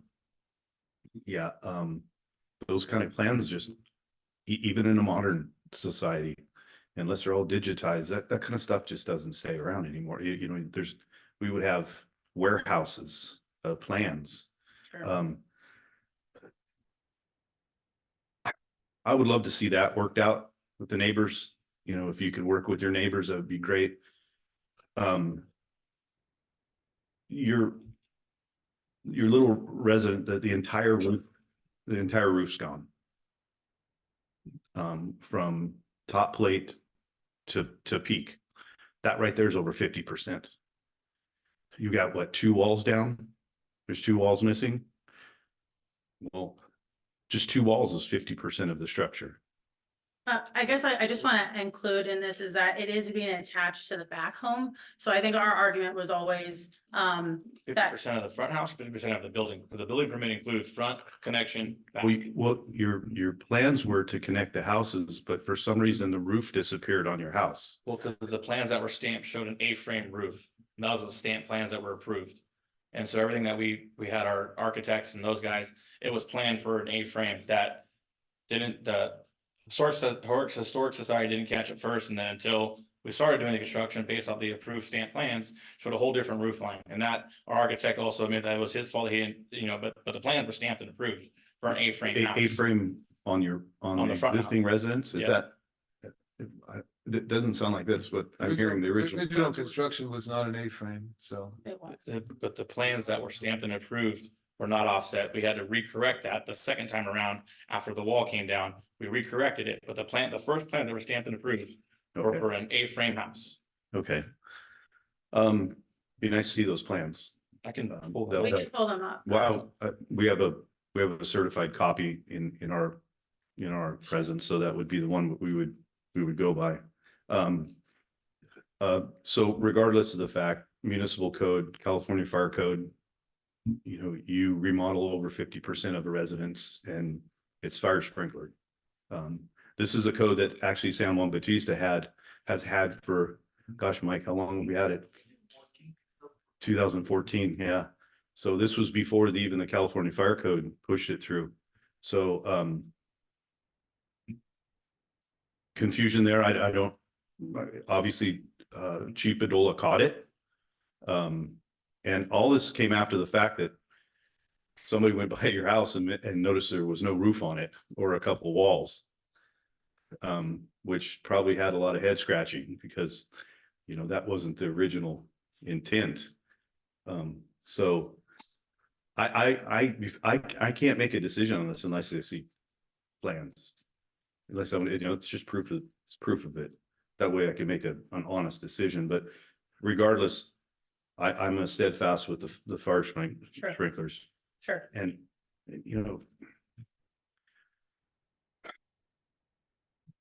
we don't even know that you have multiple laterals. For all you know, you're plugged into the street. So your due diligence, at least if it was my project, I would have found out, I would have proved it. We're not connected to the street. We know for a fact we're not connected to the street. No, but what I'm saying, I would have proved the fact that I'm plugged into 3 other houses.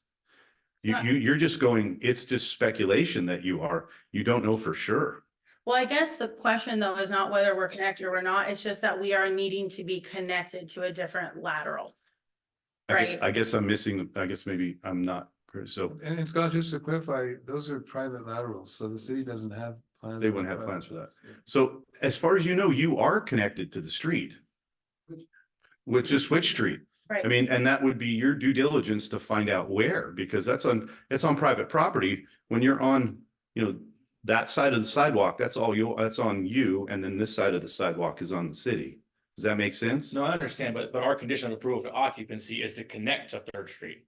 And I guess my question is that like you had mentioned earlier, it was never bothering us. It's never bothered our neighbor. It's never bothered Okay. whoever else she says. So we wouldn't have wanted to change But you anything. did give them that option. Is that true? Is it you said you did? Well, I reminded them of what the code says, and it's well written here by Doug, albeit in November, but they do have the option to have a maintenance agreement with their neighbors.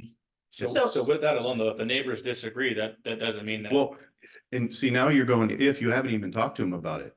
But And again, you don't I even, guess- and we don't even know which other 2, or Miss Vonk is saying she's connected to you, but we don't even know who the other 2 are. Right, but I guess I'm just wondering why this is being brought up at all, right? Like, it's why do we need to question? Why do we need to ask these people why? right, is that we never needed to talk about sewer lateral, that in June, when Charlie already had said that our house was over 50%. So And that your, was- your sewer lateral from any information you get from Chief Redola has nothing to do with your sewer lateral. No. That's your fire sprinkler system. So Correct. we need to make sure we clarify Oh, both yes. of those. And I guess So- I'm just saying, if he had caught it and said that it was over 50%, that should have in June triggered that there would be a question about a sewer lateral, period. I have no doubt that Chief Bedola would have caught that if he would have saw a set of plans and saw how much was going to be remodeled. I have no doubt that he would have caught that. So Yes. Maybe So I'm not saying the question that we're asking is why now, right? Because. because we all drove by your house and noticed there's half of it's gone. I understand, Well, but I the would plans that stop, the plans that were approved and stamped by your city department showed an A-frame roof. Right? It's sort of A-frame roof. We can pull the plans up. Nothing that was existing there and this but the plans that came through this building that were reviewed. We had, our building officials were on site. Sure. Many times. Yeah. And didn't say anything about the roof, didn't say anything out. So the plans that we had that were stamped and approved, that we gave to contractors to go off of, that came from the city office, that were stamped and approved, showed an A-frame roof. Meaning that the roof would come off The roof would come off, the Okay. roof would change. and the All walls the would things like be that. raised because it was 6 And as foot. far as the interior demolition, those things like that, I don't know how you move walls or plumbing without taking the floor out. So Right. the construction. No, that's actually, yeah, I don't want to split hairs with you, but Sure. that's, you're on a foundation, so you can get Or- under it. Well, there wasn't foundation there. wasn't. We had a poor foundation. Well, if part of it, well, okay, no, anyway, I, like I said, I'm having a hard time with making a decision on this. I'd like to see the plans. I'd like to see all of it. So, sorry, I passed you up, sorry. I don't care. Sorry, man, I just, I'm going by the alphabetical, go ahead. So three-pronged approach. Number one, I want to consider these two appeal issues separately. They're tabbed all in one. I would love to consider them separately and make decisions on them separately, the sewer and the sprinkler separately. Number two, kind of off tangent, the demonization and or blaming and finger pointing. I'm sorry that you guys are being, put through all of this on both ways. When I contacted you a few months ago or a month and a half ago, my largest desire was that you would get consistent information and be talked to and treated, as any other San Juan constituent deserves to be. And I hope that has improved in that amount of time. That's my desire. That's what I've been trying to push. And then as parsing through the rest of this, the sprinklers make more sense to me. And I get that. And to me, that's part of and I get not wanting to spend any more money. Any house, even the brand new house that I live in, is a money pit and trap, and projects just keep coming. I think the sprinkler part of it, I might just chalk up to, hey, this is scope creep, and understand. The sewer part makes absolutely no sense to me. Putting the burden and onus and responsibility on you guys to be project managers and architects, and did you tell who this? Did you go investigate that? Like, that doesn't make a whole lot of sense to me. And if we're not requiring all these other things, like I said, that part doesn't make any sense to me. We can dig in and debate, and I might fall more in line with Scott with the fire sprinkler thing. I understand that, and I think that the sewer thing makes no sense to me, and that's where I'm at with it. Thank you. And I agree with you on that. The sewer thing makes no sense to me. That's why I was hoping to find a little clarity on truly how many sewer lines.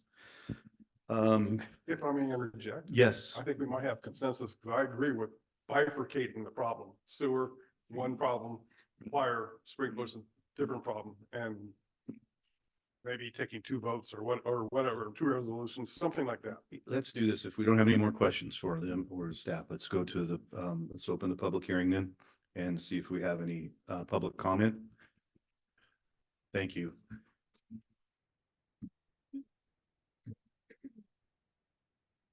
Mayor, seeing no speaker cards in chambers and no hands raised. Okay, then we're gonna close the public hearing. Council comments. I have one more comment. In the November 17th letter, 2B1, it says, it talks about stipulations on what you can and cannot do.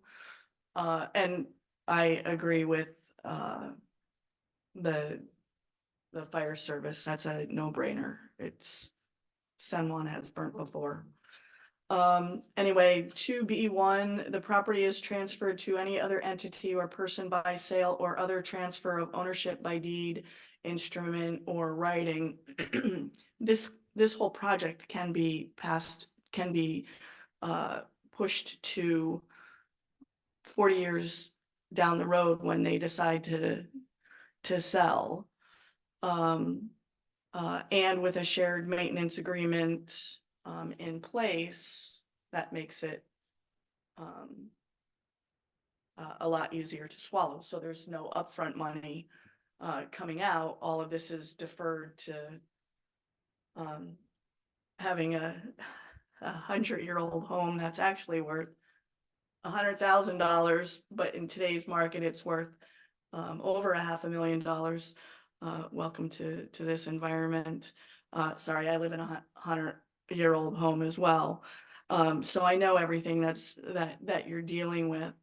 But according to the November 17th letter from Doug Pike, our engineer, one of the possibilities is to defer everything and have a shared maintenance agreement. Just a clarification on what's actually being called out here.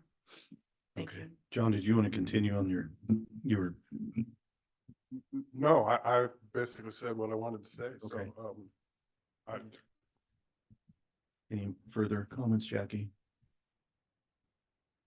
I like the idea though about splitting the two, what EJ said, Councilmember Sabathia, there's two separate issues here. And one of them is an easy decision. Okay. Any more? Doubling down on separating the issues. Okay. Mr. Given, how are we going to, should we just change our resolution altogether or require one thing and then have them come back to us with what they want to do as far as the sewer system, or? We can certainly change the resolution to mirror what the council decides. And yes, have them come back with additional information and consider that. So, and I might offer the city engineer's services in working with the neighbors and helping to explore a maintenance agreement at no cost to them. We've already spent quite a bit on second opinions and so forth on this project, so we're committed to seeing it through. If we could help identify where the lines are, we could have M&S work on that. I don't know, or at least find a plumber who's familiar with that, because we've found plumbers before. It sounds like maybe defer the sewer lateral till we understand what it is. Yeah. Understanding, mapping, doing all that. Due diligence seems like extra credit. What I was suggesting is that we split the two out. We vote on what seems to be, we all agree on with the fire sprinkler, and remove the stipulation for the sewer, or maybe amend that such that it is, let's work on an agreement, but that doesn't roadblock anything else they're doing. This is a lot. They're asking for a variation. I think you certainly can split the issues and vote on them separately, and what you decide is how we will proceed, and the law is stated here in the resolution. You can either affirm the city manager's opinion or decision, or deny it as to each of the two options. Okay. Okay. You want to take a stab at the first part? Hold on, Liz, you gotta pay attention to this. I do not have a good track record of this. So We'll get it You right. wanna go? I'm happy.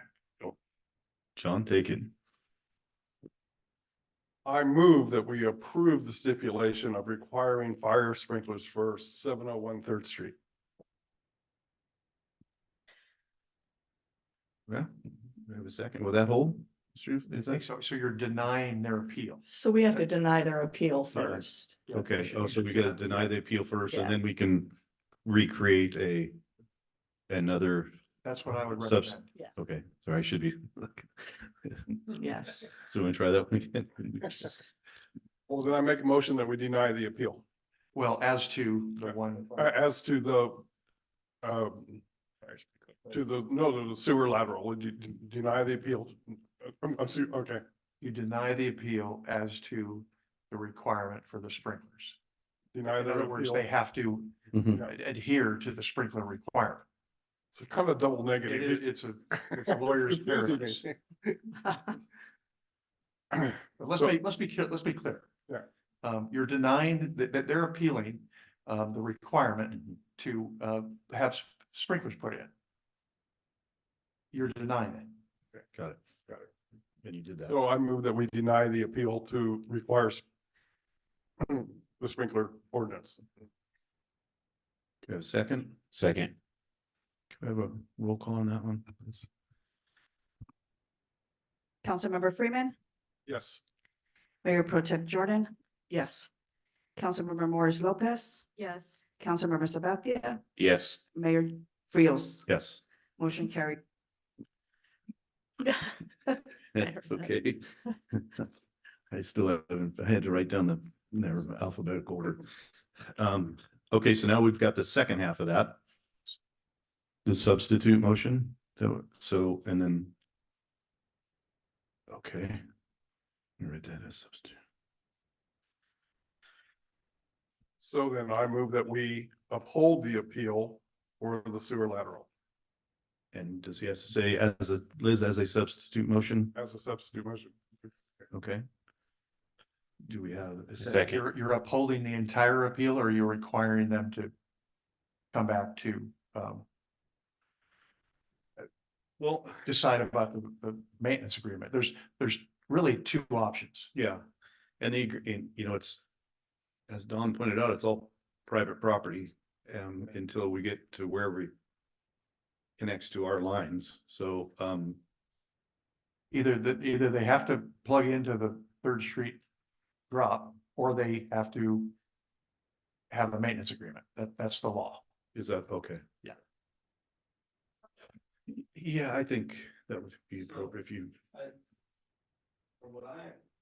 From what I understand, it's that condition of approval is the occupancy, right? So we can never move into that front house unless this agreement is agreed on, right? So if we spend months and months of mapping and those things like that, and our house is done, then we can't go into the house, because from what we got is a conditions of approval of occupancy. So they work with us on getting the house going so we can keep moving on it, right? But the sewer thing was a condition of approval to occupancy, so if we do the mapping thing and those things, I just want clarity on if there is a mapping, or if there is you guys do pass this maintenance program or the maintenance plan, and that mapping takes over, the course of 2, 3, or 4 months to figure out what's going on there, we're still out of that front house.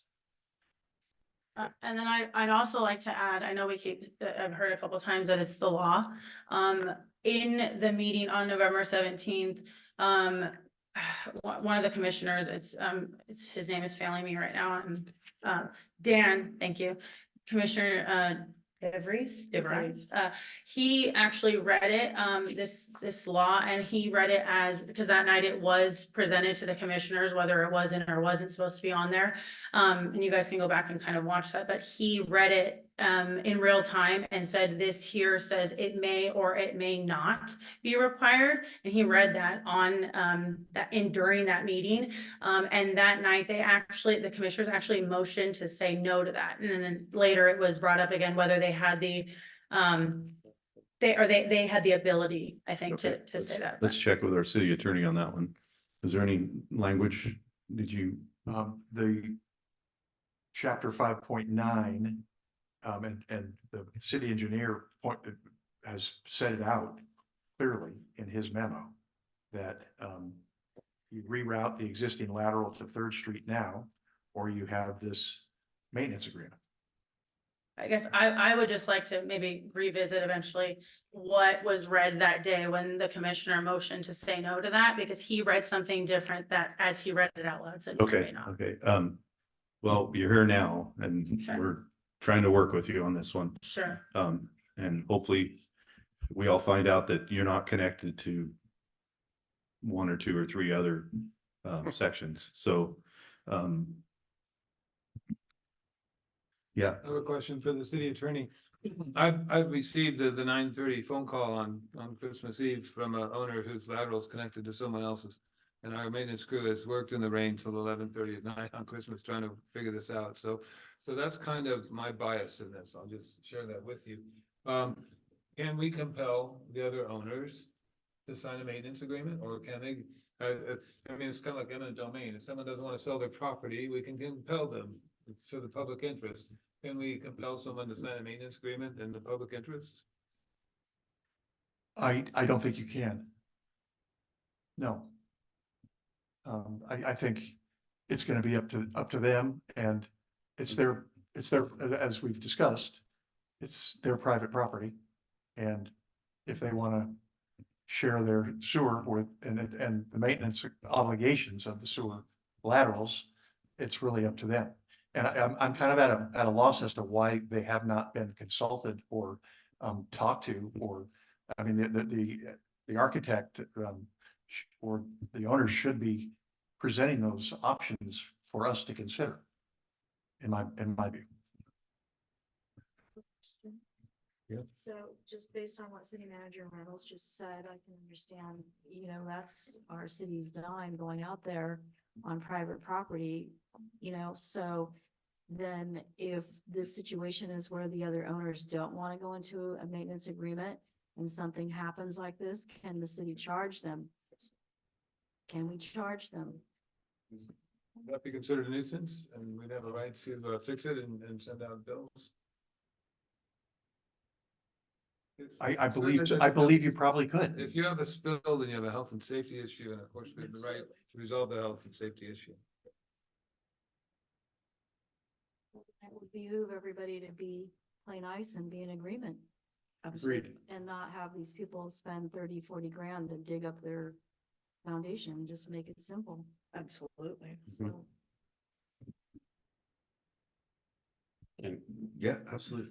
so what I'm hearing, just summarizing all this, it sounds like in order to cover kind of all bases on this, and also with considering them, it sounds like what we're talking about is we would like to require initiating the conversation for the maintenance agreement that covers, with the back end of that being that if that maintenance agreement doesn't go through, there's this other agreement where the city, or not agreement, this other notice that this is how the city will proceed. If you guys don't come to a maintenance agreement, the city will proceed by being able to, when we have to go and fix issues, Enter the property and be reimbursed for its. and be reimbursed for its costs.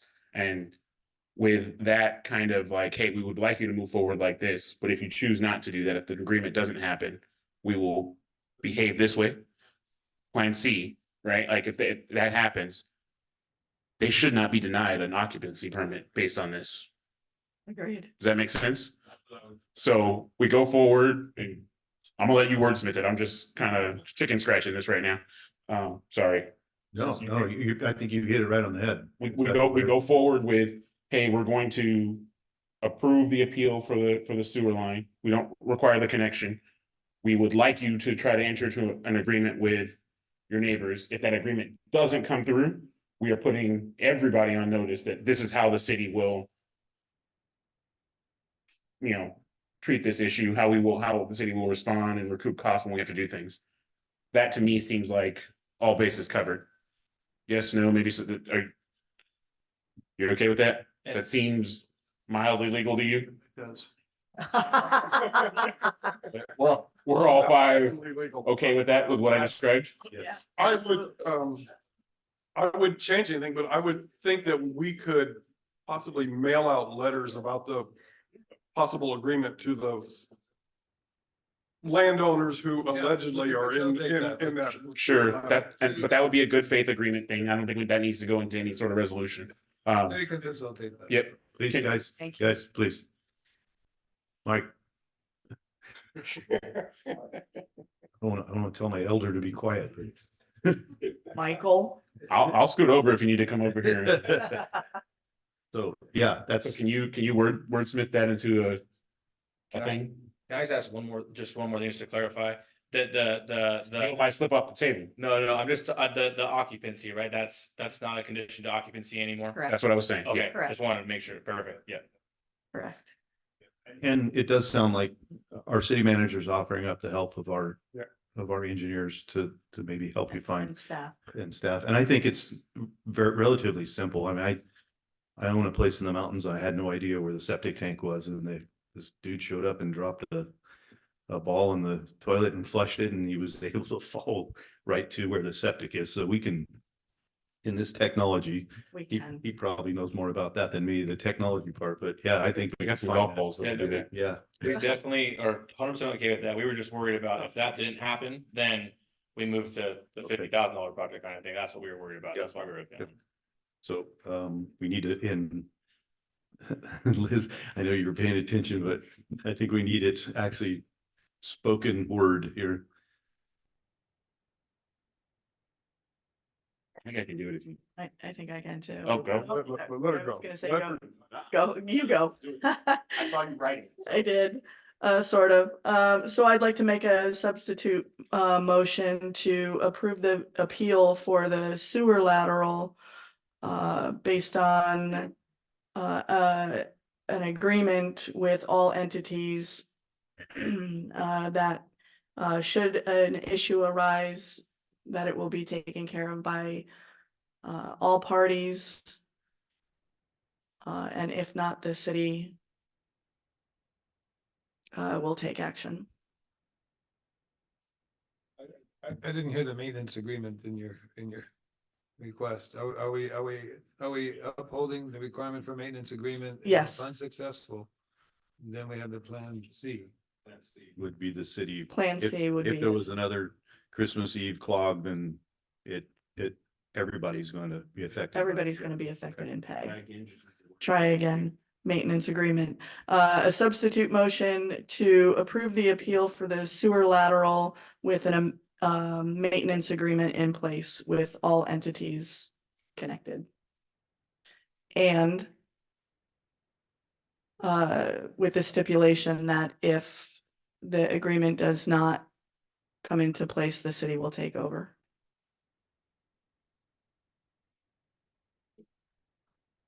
Incurring costs if With- there's any repairs or whatnot, yeah. With any costs incurred. Liz, how'd you do on that? You got it? Yeah, it's on tape. It is on tape. We're denying the appeal because we're asking for a maintenance agreement? The maintenance The- agreement is required in the I code. think you're gonna have to say something about the appeal. Yeah, you're either, I did, I thought we approved the appeal Yeah, but requiring. and requiring on the condition that. on the condition that a maintenance agreement, 2B1 be implemented. yes.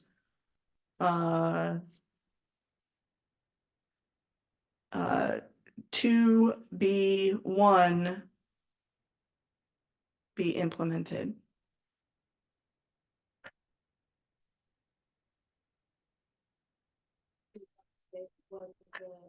Maintenance agreement amongst whom? All entities involved. I don't know, 1, 2, 3, or 4, or 5. Yeah, All landowners. Yeah. Yeah, Property owners, I'd be more specific, property owners. landowners, okay. Maintenance agreement with all landowners. And if unsuccessful, And if unsuccessful, each landowner be placed on notice each landowner be placed on notice of the city's rights of To the fix the city's sewer right to fix the sewer line And be reimbursed.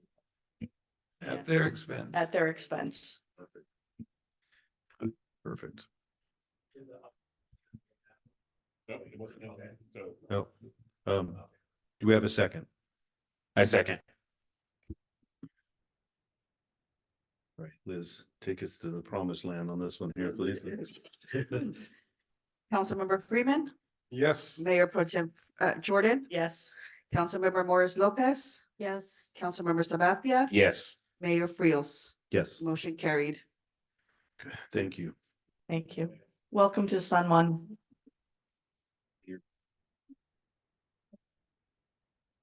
Okay, That was easy. now we finally get to public comment. Number 6. Public comment is limited to 3 minutes, and it's only for items that are not on the agenda. Liz, do we have any public comment? Yes, we have 3 speaker cards, Ramona Hill, followed by Jill Pegorad.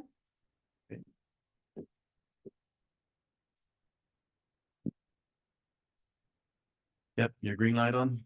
There's a red light. Oh, there we are. There Thank you you. Good evening, council and staff. Good to see you. Thank you. My name is Ramona Hill. I'm founder of Credo Studio here on Polk Street. And I wanted to open dialogue with you about the Street Mandala project for 2024.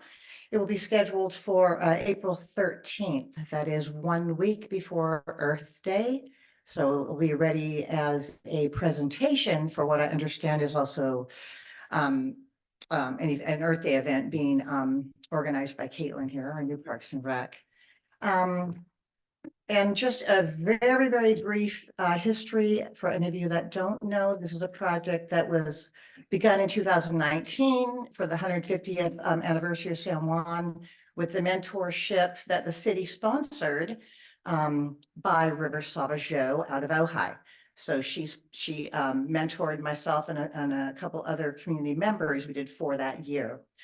2020 and 2021, we had a forced break from the mandala, but I was able to produce those the past 2 years, 2022 and 2023.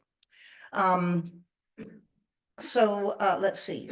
This year, River has offered to help again in a couple ways. One is to create a curriculum and to deliver that on the geometry of mandalas, so I call it mandala math.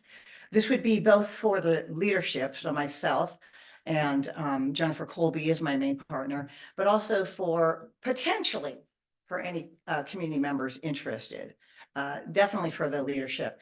And then secondarily to be present the day of, just to help with rendition and leadership. Kind of a refresher for those of us because it's been hard. It's been hard to keep this project going.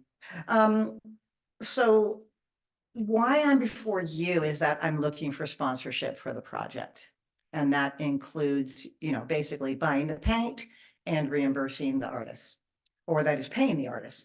And I need to actually write a detailed proposal about that, which I will have ready by the next time you meet. But I'm here tonight just to kind of give you a heads up that that's something I'm hoping to get your support for. It's a really good project. It usually has up to 200 participants. Hopefully you've all seen them. The one last year was the one by the bakery here, the spider web, which River was so, by the way, she has continued her mentorship. I speak to her regularly. I've attended her mandalas. She's on her 30th and it'll be 32nd annual. Thank you. Thank you. Year. I'll see you next month. Hey.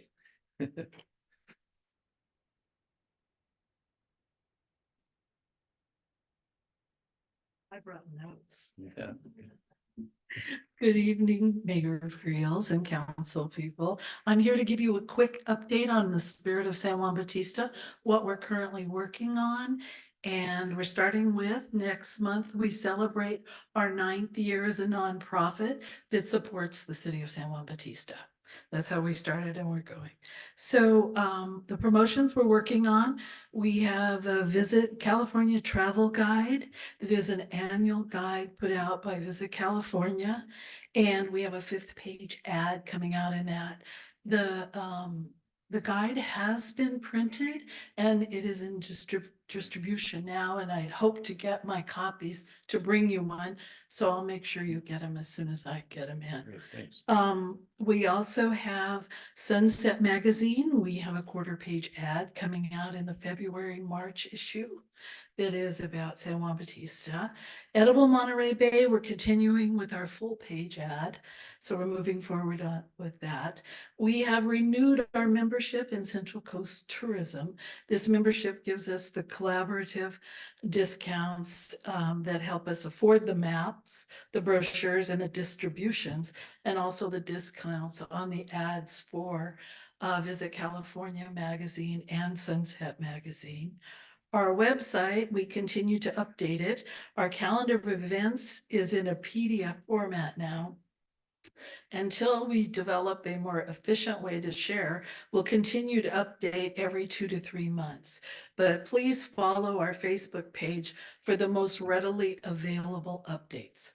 So while we'll go in and change the website calendar, it's kind of, we don't change it every other week, or sometimes we have things that pop up. And so the Facebook page is always current.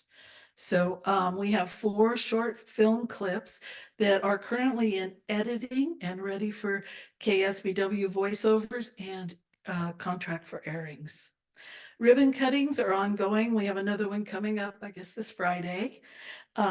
Please contact Sarah at Lala's or Eduardo at Posada if you have any questions or recommendations. Our board meets monthly on the first Monday of the month at 9 a.m. at Anaka Restaurant. Dawn's been attending, and thank you for that, Dawn. We have a board planning workshop scheduled for February at the Epicenter, but we invite you to join us for our next regularly scheduled meeting, and that would be on March 4th. So that's kind of what we've been working on, and that's where we are now. So thank you. Thank you.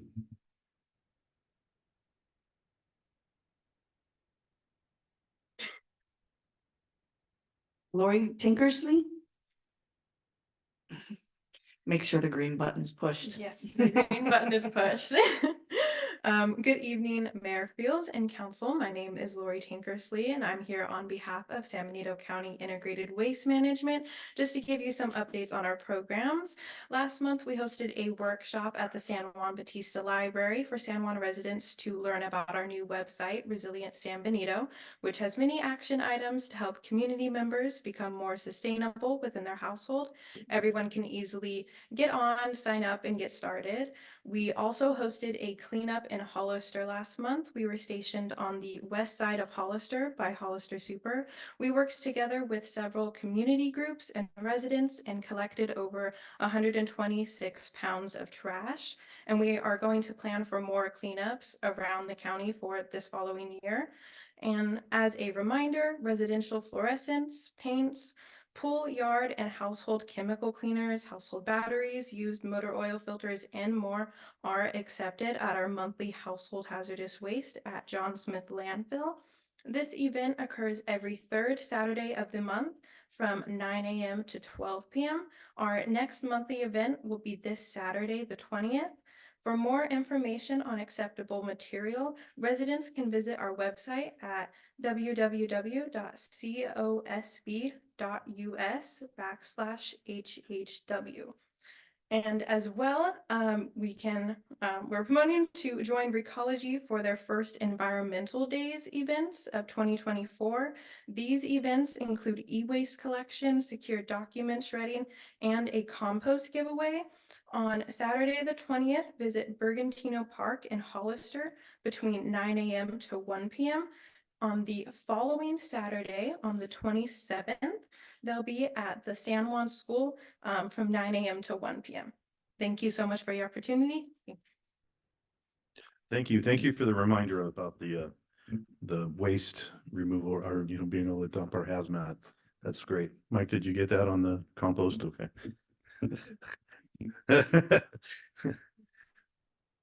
Thank you. Anything else? No other speaker cards or anybody on Zoom. Okay, great. You take a timeout? Okay, we're gonna take 5-minute recess.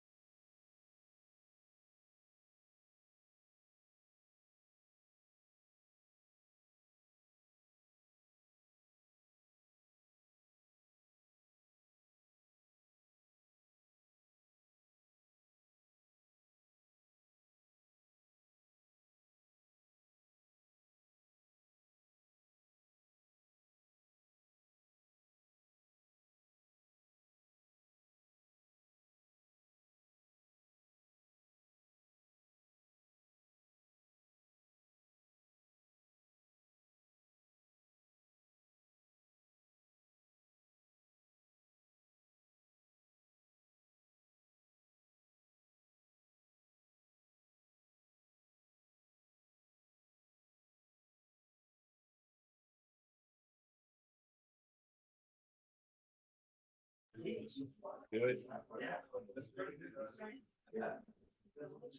All right, huddle up.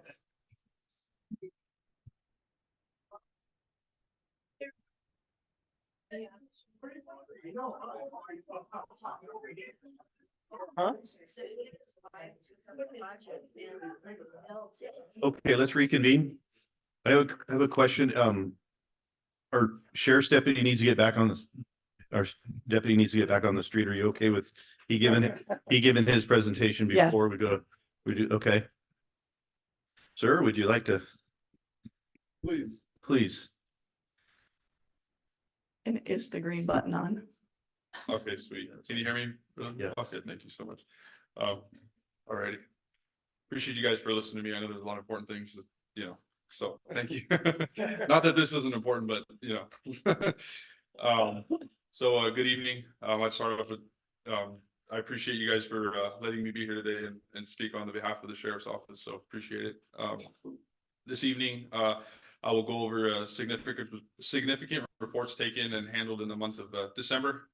I've attached brief summarization of each event. I won't go into exact details, names and times, just to protect, because a lot of these things are still under investigation, so I won't reveal those names as well. We're going to start off with December 1st. In the area of Highway 156 in the Alameda, the deputy viewed a suspect vehicle exhibiting speed as it drove recklessly through the intersection. As the deputy attempted to conduct a traffic stop, the vehicle engaged in a vehicle pursuit. During the pursuit, the suspect drove recklessly as it drove throughout the county. At the end of this, the suspect crashed his vehicle and fled from the scene as deputies attempted to apprehend him. The suspect was located with the assistance of the canine and other deputies as well.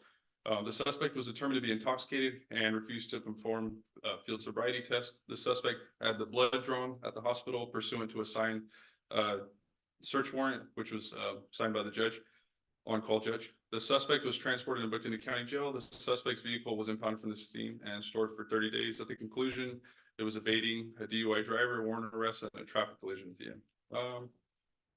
Next, on the December 7th, we had a traffic collision at that intersection of Highway 156 in the Alameda.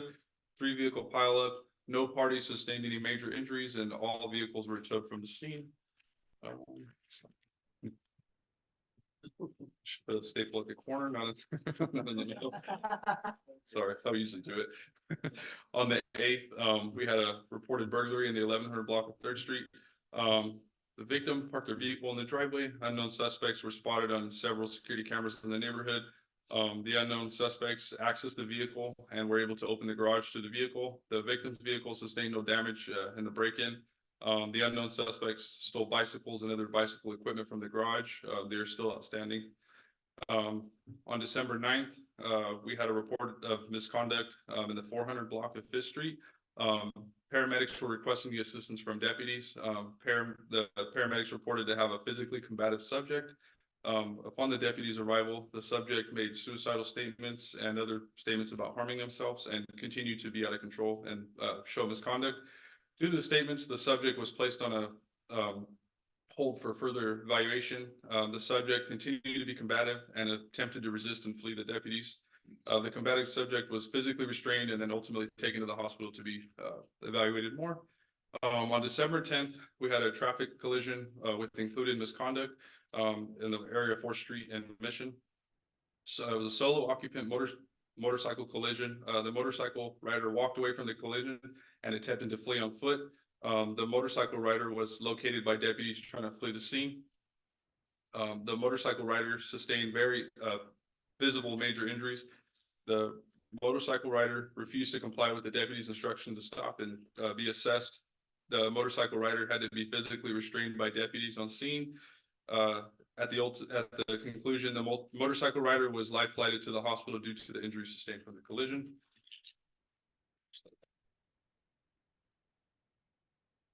On the 11th of December, we had a vehicle burglary in the area of Mariposa Street. Vehicle was parked on the street overnight. Vehicle was broken into through the window. Keys and clothing items were stolen from inside of the vehicle. No suspect information or security camera footage could be located. On the 13th of December, we had a hit and run collision, which led to a DUI arrest.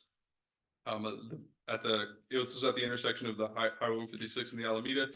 The victim reported that another driver crashed into the back of theirs. The victim pulled off to the side as the suspect driver drove off and refused to stop. The victim was able to identify their vehicle before they left the scene from a license plate. The suspect was located at their residence, which was not in the city of San Juan Bautista. As the deputies located the suspect, they were determined to be highly intoxicated. The suspect failed all of the field sobriety tests. The suspect was taken into custody and was taken to the hospital for a blood draw pursuant to a signed search warrant by the judge. The suspect was then transported and booked into county jail, and the suspect vehicle was turned over to the family due to they were arrested on the scene of their residence. On the 19th of December, we had a cyber theft of funds on Lane Street. Unknown suspect contacted the victim via telephone. Unknown suspect requested money from the victim, and the victim unfortunately transferred money over to these fraudulent accounts. Report was taken for that, and yeah, so that was that'll conclude the month. Just a little thing I wrote about, since I've been here in May, I know it was a year, so I just wrote that we continue to be successful in our approach on the holidays. I wanted to commend the city and code enforcement staff as we conducted patrol on New Year's Eve and Christmas Eve.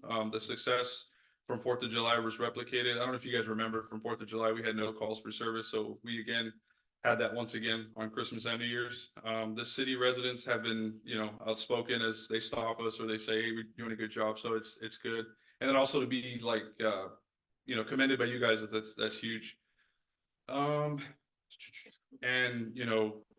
Yeah, so the partnership with the county I can talk to all the commanders and all the sergeants and everything. It's a really good marriage, if you will, we have. So we're very pleased, and I'm from what I hear from you guys and the residents, we're both sides are pleased. And we continue our approach as far as being very visible and taking every problem and every thing you guys ask of me, step by step, and giving it the full, I'm sure you guys are like, oh my goodness, he drives around too much and I see him driving every 10 minutes, but that's what we want. So, all right, if there's any questions or comments or anything from anyone. Questions, John? No, thank you for the great report. Great job. Thank you very much for all you do. We appreciate you. Be safe out there. Thank you so much. Okay.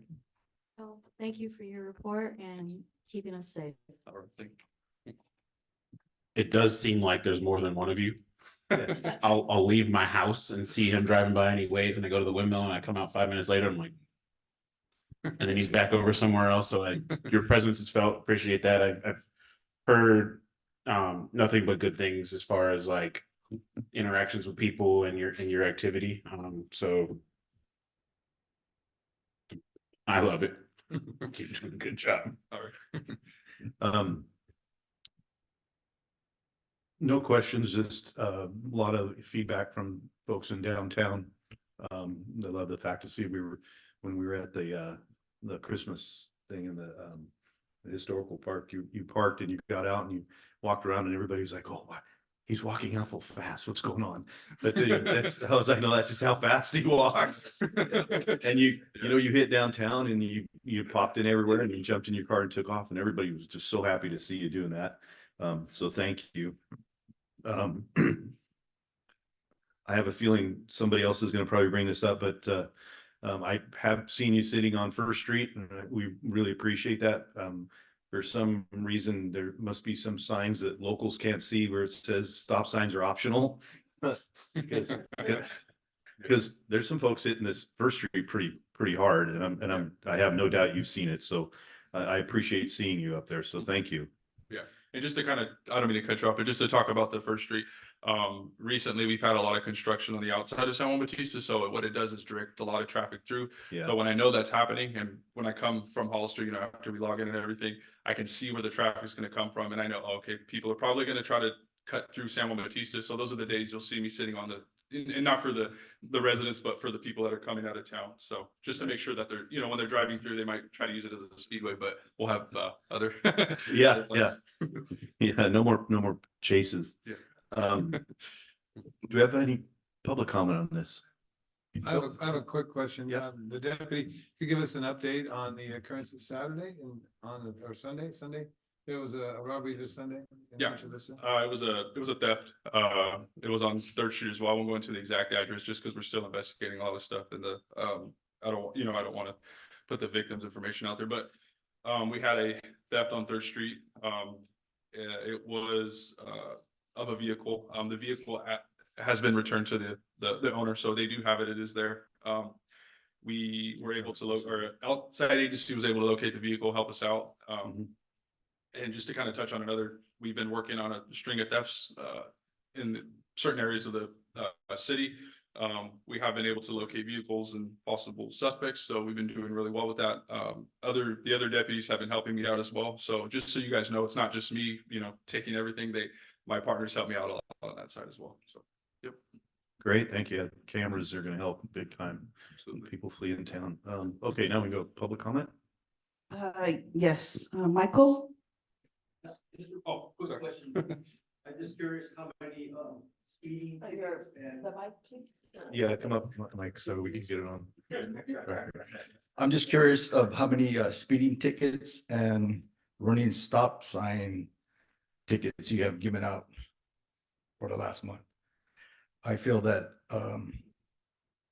maybe that's a tedious job for you, but I think a few hand it out, and when they see how much the fine is and the word gets out, hopefully people will start slowing down and stopping at stop signs.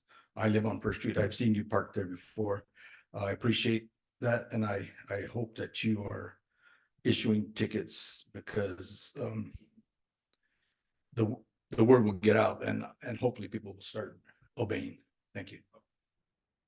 And just to kind of talk about that a little bit, statistically, that's not what really, I can honestly say for the sheriff's office sake, and it doesn't drive us. Just like you said, our mission is to, when we stop cars, to also, we do give a lot of warnings as well, which is, and a case by case basis.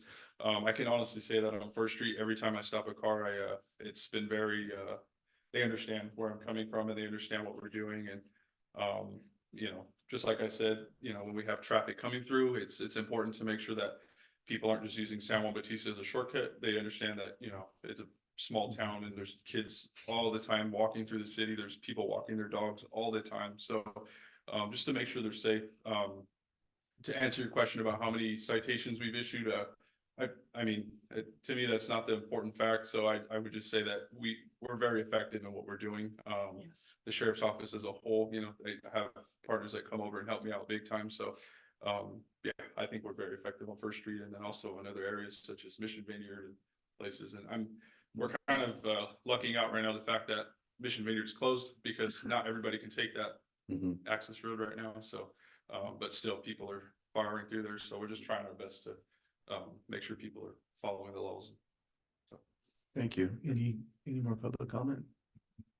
No other speaker cards or hands raised. Okay, any more council comments? Go to that. Ask you, officer, without, Deputy. Without violating. Thank you. Privacy issues with the thefts lately in town. Is it like a local individuals that are doing the crime, or is it people coming from out of the area? If you can speak to it. Yeah, we're still under investigation, so I'd rather not give what information we have so far. But to be fair, I can assure you that it's on the top of our list, and we're looking into it very, very seriously. So it's not just going to be passed on. Okay. Anything else? Good. Thank you very much. We appreciate it. Thank you guys for hearing me. Yeah. Thanks. Have a good night. Be safe. Okay, we're down to reports from city council representatives of the regional organizations and committees. John, you're up. Your 5x7 cards ready? Okay, wow. Okay. Yes. Oh, that's right. I'm sorry. I cross those off. Michelle, I'm so sorry. Treasurer's report. Hi, how's it going? Can you hear me? Yes. bear with me, I'm sorry. I'm not feeling well, so I'm not gonna put my video on today. So I'll go ahead and start with the financial review. So we're now on the 5th month of the new fiscal year, so we're almost midway through, yay. With that being said, we can jump into the general fund. Year to date, our net effect is currently a positive balance of 75K. The month over month change there was an increase of 19,000. Revenues are in line with expectation and trending slightly higher than budget, which is always a positive. And then on the expenditure side, some of the vendors that stood out for November were the City of Hollister's payment, which is our quarterly payment for the fire contract. So nothing out of the ordinary there. Our MNS engineers, which is the city engineer fees based on consumption. And then Stantec Consulting Services, which is tied to our wastewater master plan and is also based on consumption as well there. And another one that stood out was the State Water Resource Control Board, which is paid out quarterly for water system fees. For the Water Enterprise Fund, year to date, our net effect is currently a positive balance of 351K. The month over month change there was an increase of 54K. And revenues are still running slightly higher than budget at 52%. Still kind of normal for this time of the year, so nothing out of the ordinary there. And then as for the expenditure side, expenses are in line with expectation with normal recurring expenses. And for the Sewer Enterprise Fund, year to date, our net effect is currently a positive balance of 356K. The month over month change there was an increase of 63K. So revenues continue to run higher than budget, which is good. And that's mainly due to our commercial account, which is a positive for us. And then on the expenditure side, they're running slightly lower than expected. And of course, we have expenses for our sewers. And that's about all I have for right now, unless there's questions. Okay, thank you. John, any questions? No, thank you for the great report. Thank you. Leslie? None. Thank you, Michelle. Thank you. No questions, Michelle. Feel better. Thank you. No questions. No questions for me either. Thank you. Oh, and I didn't get a chance to say congratulations. We found out kind of late. Thank you so much. Congratulations. Thank you. You're welcome. Okay, now we can get over to the reports, city council representatives. Thank you. Only one meeting this month, and that was AMBAG. We only had two real items to talk about. The first one is not going to be real happy news for people who care about money, especially, and planning grants. The REAP 2.0 planning grants are going to be cut probably by 50%, and that's due to the state budget deficit. It depends on who you listen to. Gavin is 38 million, the legislature is 58 million, but either one of those numbers is billion, is big, is really big. Billion is big. So, so that's where the cuts are, that will effectively, directly affect us will appear at. The second thing we talked about is every 5 years, we redo the demographics for the Tri-County area. And this will have some, we'll go back to the water report and how much acre feet of water we're going to need and how many based on growth. And this is the AMBAG projections. And so it depends on how you look at it, good or bad news.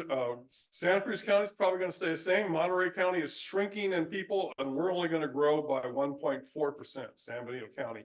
And that's a very low growth rate for us. We've been quite a bit higher, and those are based on about 7 or 8 factors, including birth rate, fertility rate, immigration, migration. There's a lot of migration within Monterey County, people moving from the peninsula to what I call the G cities, which would be Gonzales and Greenfield. And they're actually increasing in population. You know, the marinas of the world are decreasing. And so we in the near future, our growth rate will slow, and it will slow down to approximately I would say 1.4 to 1.5%. These are always projections. You never really know, but it'll affect us long term, and it's something we have to consider. Thank you. Thank you.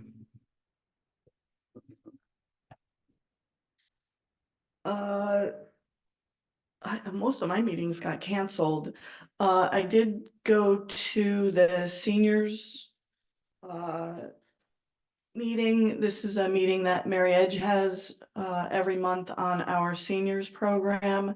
And I'm very happy to say that the Mary Velasco Selling Seniors program is official.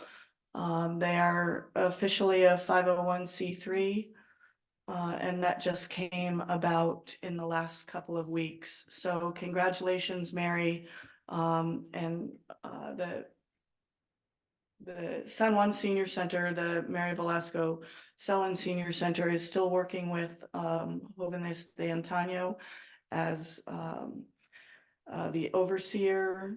And Thursdays, every Thursday is a luncheon supported by Jóvenes de Antaño. That's all I have. Thank you. Oh, wow. Okay, thank you. Yes, my meeting was it was rescheduled. It was the, what was it? The regional, what was it? Intergovernmental. Yeah, it was rescheduled. A lot of meetings were, I think, rescheduled for the month of January, it seems. So I will have something to report next month.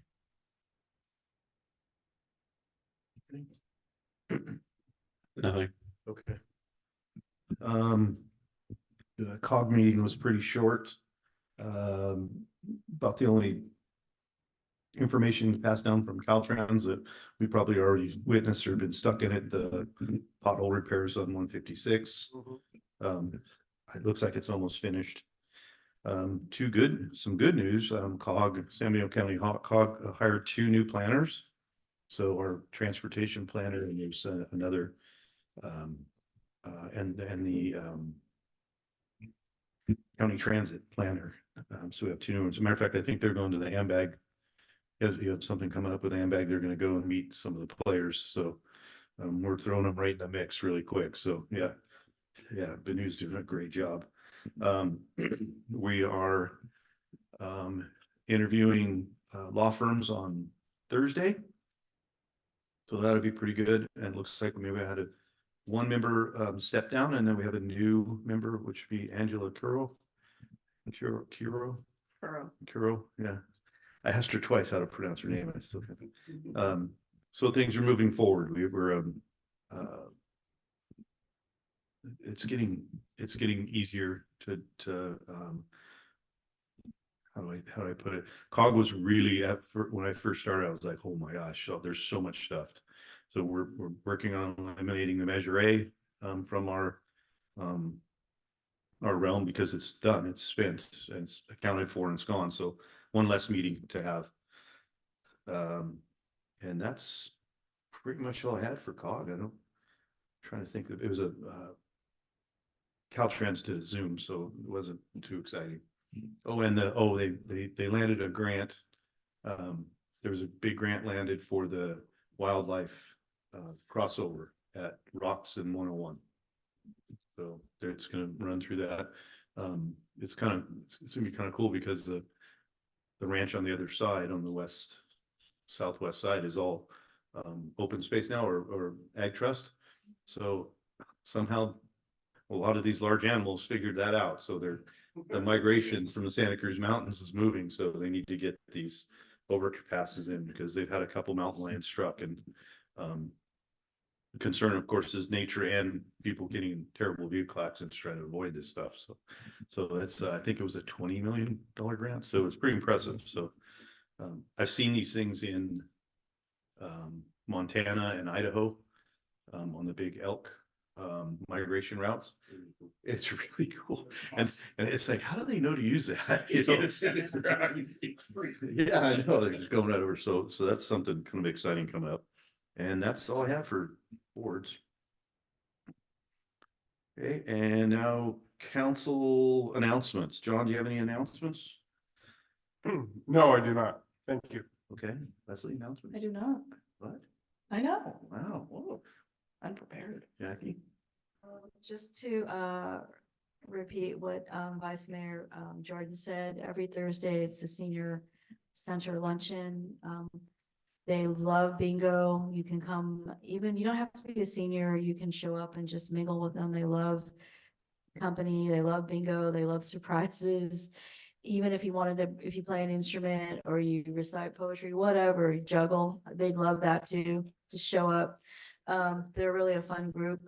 They're creatures of habit, so they like their bingo at 12:30. And then the other announcement is this Thursday, I believe, the county elector or elections office is having open house. I think they put out an email for everybody, but public's invited. They are at a new location because of the fire that was in the original site on, I believe that was what, 6th Street? Yeah, Yeah, by the library. clerk's office. Yeah, clerk's office. So that's all I have to announce. Thanks. No dates to announce, but I just wanted to reinforce to the entire community to be on alert. It's time for us to close ranks if people are thinking they can prey on any part of this community. Keep our eyes open. Yeah, absolutely. Don't put your remote controls for your garages where they can find them. Yeah, I have, let's see, we've got, done with the ribbon cutting for the mural on Friday, On Friday? Friday at 1:30. 1:30? Okay.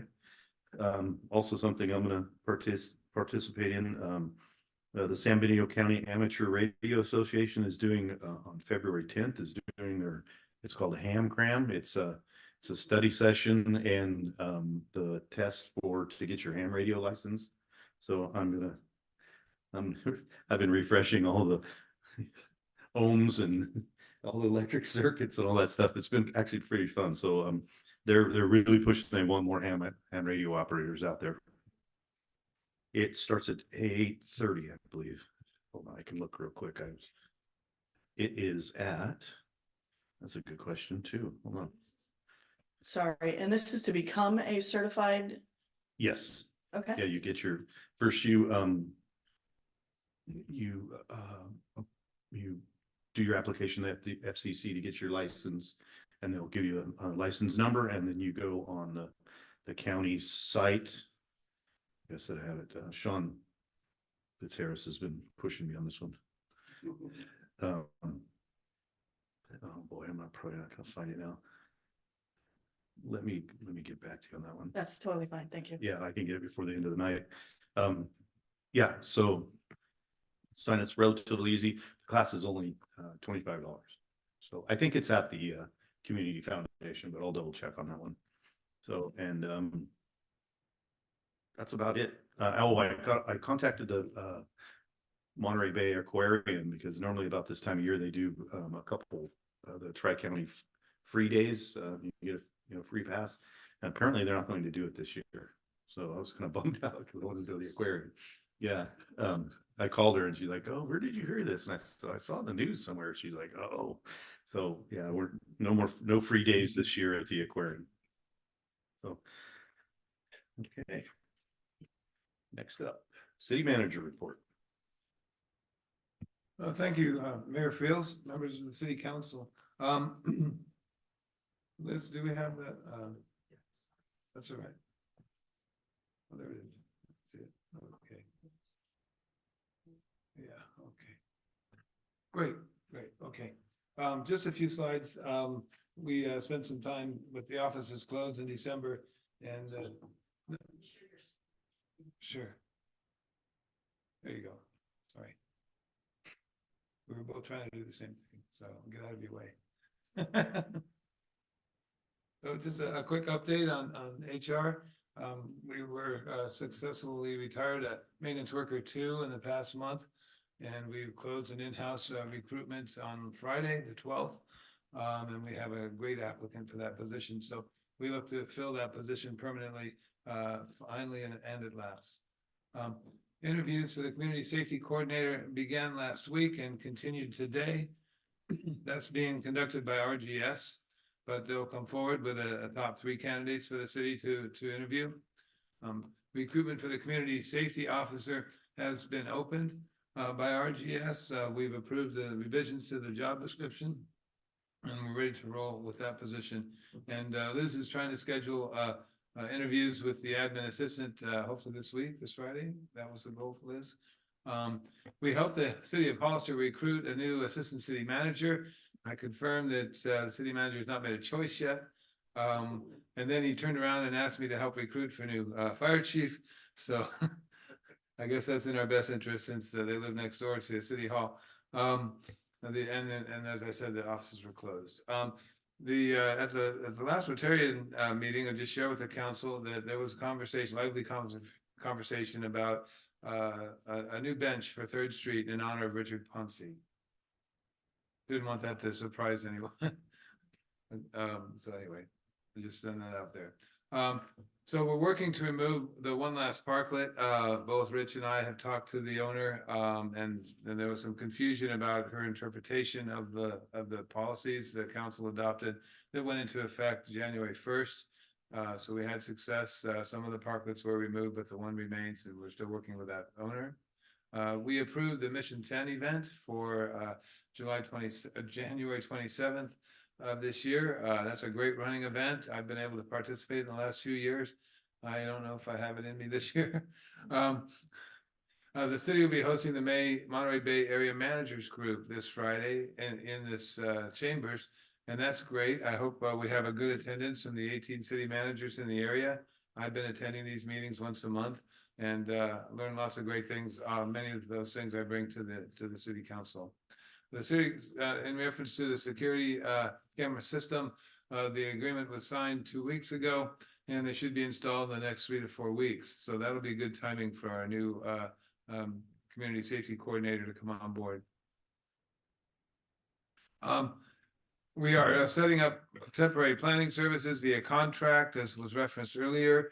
The gas station project is one of our most critical focuses. We've been making great progress on it. Adriana Ortiz is a former community development director. She comes to us after being the interim planning director for Santa Barbara. She's very well qualified, and she's staying on top of this. Well, I've seen great and constructive dialogue between the gas station and the city. We're getting ready for an unnecessary, but the developers asked for as a planning commission meeting to approve in some form of resolution the design, in which time they would retain a civil engineer and be able to finish and move forward with their building permits.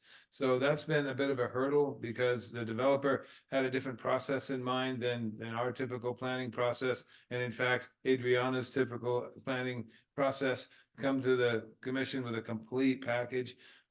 So we're going to try and bring that complete package to the commission on the 6th, including design engineering requirements that address the potential for flooding at that corner and active interface with Caltrans, which hadn't occurred before regarding flooding at that corner. So we hope to be there by the 6th of February and get that project wrapped up and on the road. Finally, there is a proposal now for the vacant lot on 3rd Street next to the wastewater treatment plant. We were going to introduce it to the commission in January, but instead they got pushed to the 6th. So I hope to be able to share that conceptual design. There are 8 homes approved, 8 single-family homes approved already facing 3rd Street. And then what happens behind there has been different proposals. And right now we're looking at 2-story condominiums that are grouped together in 4s. So there'd be as many as 4 different buildings with 4 different units each. So look forward to introducing that to the community at the Planning Commission meeting. We have been watching Casa de Rosa. People have asked a lot about Casa de Rosa during the rains. We went out and assured the neighbor next door in the Adobe that the stormwater management practices have been in place and preventing flooding onto her property. She was concerned about that. And we've also extended the building permit through June 30th so it wouldn't expire. So we're hopeful, optimistic that they're going to get back under construction soon and finish up the project. They actually had in their last inspection was close to a final inspection, so they're not far. We just need to push it across the finish line. And in case you're curious, I have not heard from the new owner of the previous location of Neil's Market since November. It's, I just haven't heard from them, so I don't have any status to share with you on that. I think we've gotten past the right-of-way issue and the parking issue, and they should be ready to come forward with a plan. I know the city engineers offered several options and they've been in dialogue, but we haven't seen any action there yet. Let's see. We have also on the 23rd at 4 p.m. a sphere of influence meeting to discuss the planning area with the county. And I also shared with LAFCO. So both are able to attend by Zoom. And that's really great because LAFCO is going to help us all understand the application process to get our sphere of influence amended. Because a lot of times what happens is you have an agreement with the county about these new properties that are going to be identified for annexation. And in our case, we all know that there are no new properties. So maybe this could be a really fast process and we could get it to LAFCO sooner than later. So by having them participate and the county participate, we can get some clear direction and start to move things forward and wrap up the SOI conversation sooner than later. I'm just going to reverse these. We had a wonderful ribbon cutting for the Washington Street mural. And that was a very popular and successful event. And as the mayor mentioned, we have a library mural is going to have their ribbon cutting this Friday. We have an interesting issue with some historic properties where historic windows have been changed out without HRB approval and they've installed larger windows. So we have 3 open cases right now in that regard. And we're hoping to bring them to a closure soon, but that might keep our HRB busy, just simply approving the new windows. They're mostly on upper floors, so they're not readily noticeable. The city manager attended the 3CE operations board meeting and also the Spirit of San Juan meeting. Have any questions about that? I'm happy to help. I know that Councilmember Freeman was at the 3CE meeting. No, last month was canceled. Okay. We got a proposal from the Integrated Waste Management, Selena Stotler. We've provided them information to help them with a county climate action plan. And for a low cost, we can enter into agreement with their consultant and finally get our climate action plan started since they're already using our data. So that's something that's helped us to get state grants because the state is always asking about the status of our ability to reduce greenhouse gases. And that's what that plan does. It talks about ways to promote carpooling and reduce reliance on our vehicles. Real quick, I always had a wastewater and water slide. The wastewater project is moving forward. We've lost only 4 days of rain so far, which is kind of surprising. Just let it rain on the weekend, so we'll be fine. We had to relocate the construction trailer at La Menino Street. Thanks for the help of Councilmember Sabathia and even the chair of the planning commission, residents there. I hope that comes off without too much trouble. They had trouble accessing the PG&E services at the other locations they've looked at. So I think we can do that without blocking traffic, even bicycle traffic. So pardon our dust, but we're under construction. We need a home for our construction trailer. We've had a lot of complicated subsurface issues as far as the trenching for our pipe. We found a foot deep concrete underneath the asphalt, and in other areas we have barely a skin of asphalt, which is also a problem. So we've been on the phone recently and negotiations recently with the director of public works, the RMA director, Steve Loop. He's been very supportive and helpful. You know, they've contributed $4 million to our project. We just have to reduce some of the scope or get some more money from them to help us get the last layer of asphalt on top of there. So that happens. Those are change orders, and that happens on an old street like that. We were able to coordinate in December in concept the industrial user and future connection scheme to the satisfaction of Harvey's Produce, which used to be operated by Koch Farms. With Dale Koch at the meeting because he still owns the property where the lift station is on San Justo Road. Great cooperation from Taylor Farms and their complete understanding and support of connecting to their force main out on San Justo Road, and a plan that works with True Leaf, where they're actually running their own water pipe on the other side of San Justo Road and would like to put their wastewater pipe in the same ditch and then join right at the Koch lift station. So that took a little bit to coordinate, but we just buried the pipe at that lift station and we needed to know what the plan was before we got there. I had some of the growers calling me saying, I can see your tractors, what's the deal? So we placed the order for the switching equipment, which is estimated to take 8 weeks for delivery, and I'm updating the calendars for the regulating agencies, the EPA and the Water Board. And the trenching should be done by June 2024, but the project's not expected to be completed until the summer of 2025 because of that 80-week delivery for electronics. On water, we heard a great report tonight on the status of our compliance project. I call it a import water compliance project. They call it a Let's Bring the Surface Water to San Juan Bautista project. It's the same project. The HRB is a consulting firm, HBR, HDR, shoot, okay, I was moving too fast. Completed the new basis for design, which you heard tonight. You heard about the new highway route 156. And the city engineer Doug Pike promised to have that review done with a written report either Friday afternoon or Monday morning, which meets their timelines. And with this, we can be updating our cost estimates. Not real comfortable with the $8 million cost yet, so we'll have to see how that pans out with the engineers taking a look at the new set of plans. We do meet monthly with the district, and we have 2 permanent agreements, which the general manager alluded to tonight. One is related strictly to the pipeline construction, which the city is now building and will own, and the other is related to the purchase of water. So that's an interesting concept. I learned a lot from Sunny Slope about what a water purchase agreement should look like, and we all have to be partners, Sunny Slope, Hollister, the water district, and the city. So we'll see. Those have been drafted by Downey Brand, our water attorneys, and I look forward to sharing them with John. And that's it for my slides. I have a quick reminder. I thought I had one more slide. We're coming back in Tuesday. Yeah, okay. Coming back in Tuesday, Tuesday in February, with mid-year budget adjustments. And we need a budget for our import water compliance project.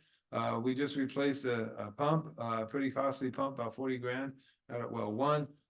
We talked about a couple agencies seeking funding to initiate some new programs tonight.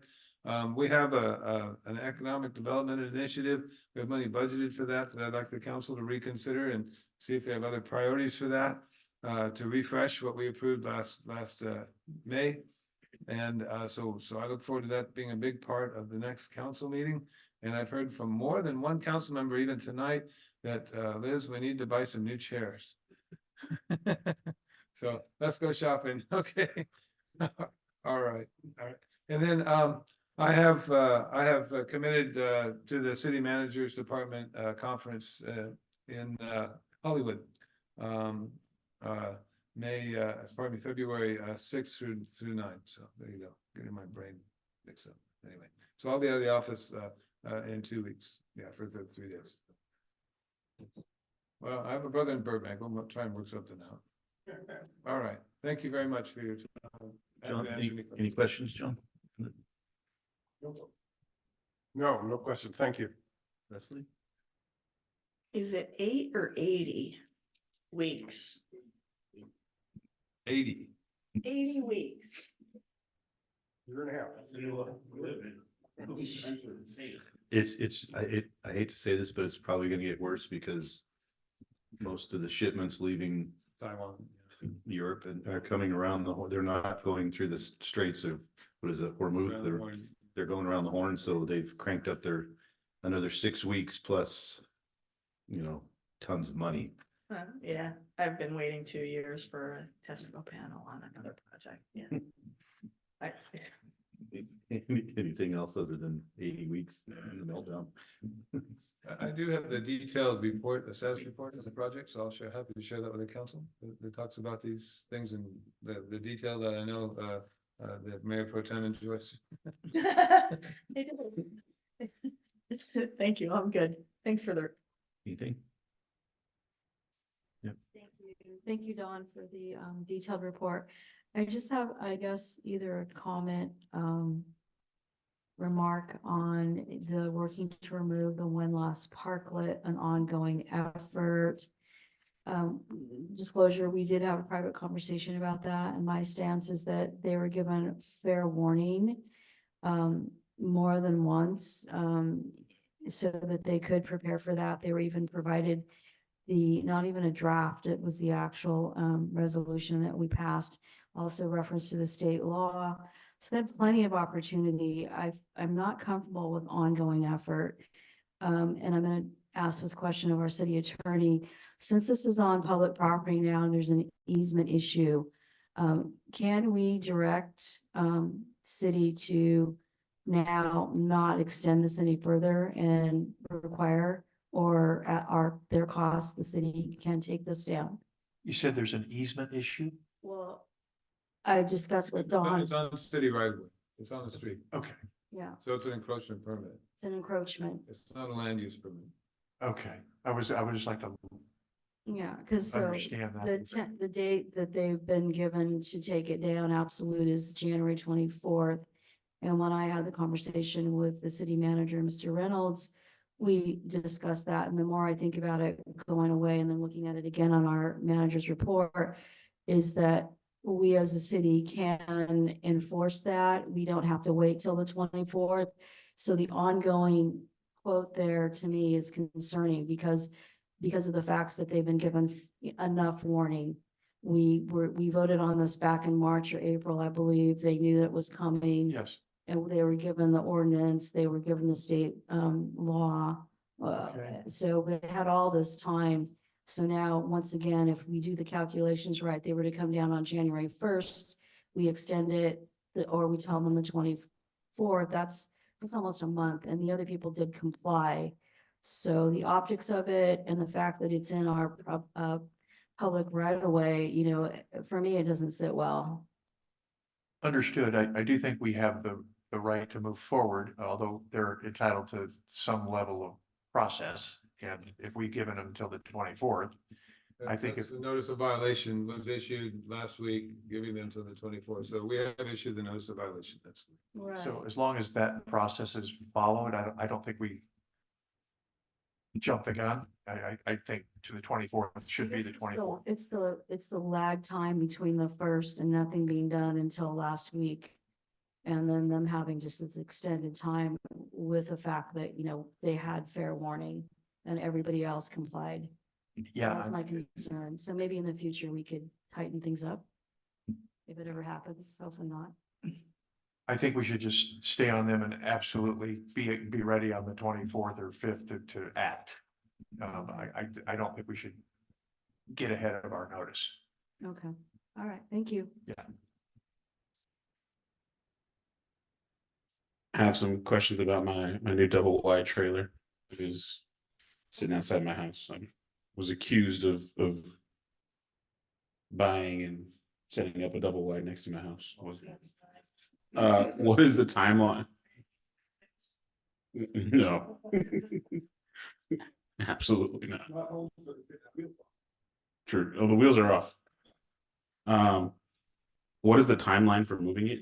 I don't have particular sensitivity to it, but people were just asking when. Right, we have a 10 a.m. meeting tomorrow. In fact, I drove by to see if it had been moved already, like maybe Monday or today, but I guess not. So I can get you an answer tomorrow when we're on our 10 o'clock meeting. Okay. That's the only question I had. No questions, just a couple of comments. The general, the tech in general class with the hand test is actually 8 to 4. 10th. That should be a Saturday.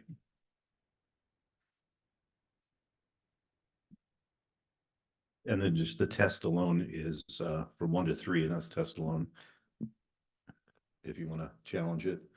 And then that's at the community foundation. And then I saw yesterday they were working, some guys were working on Neil's Market.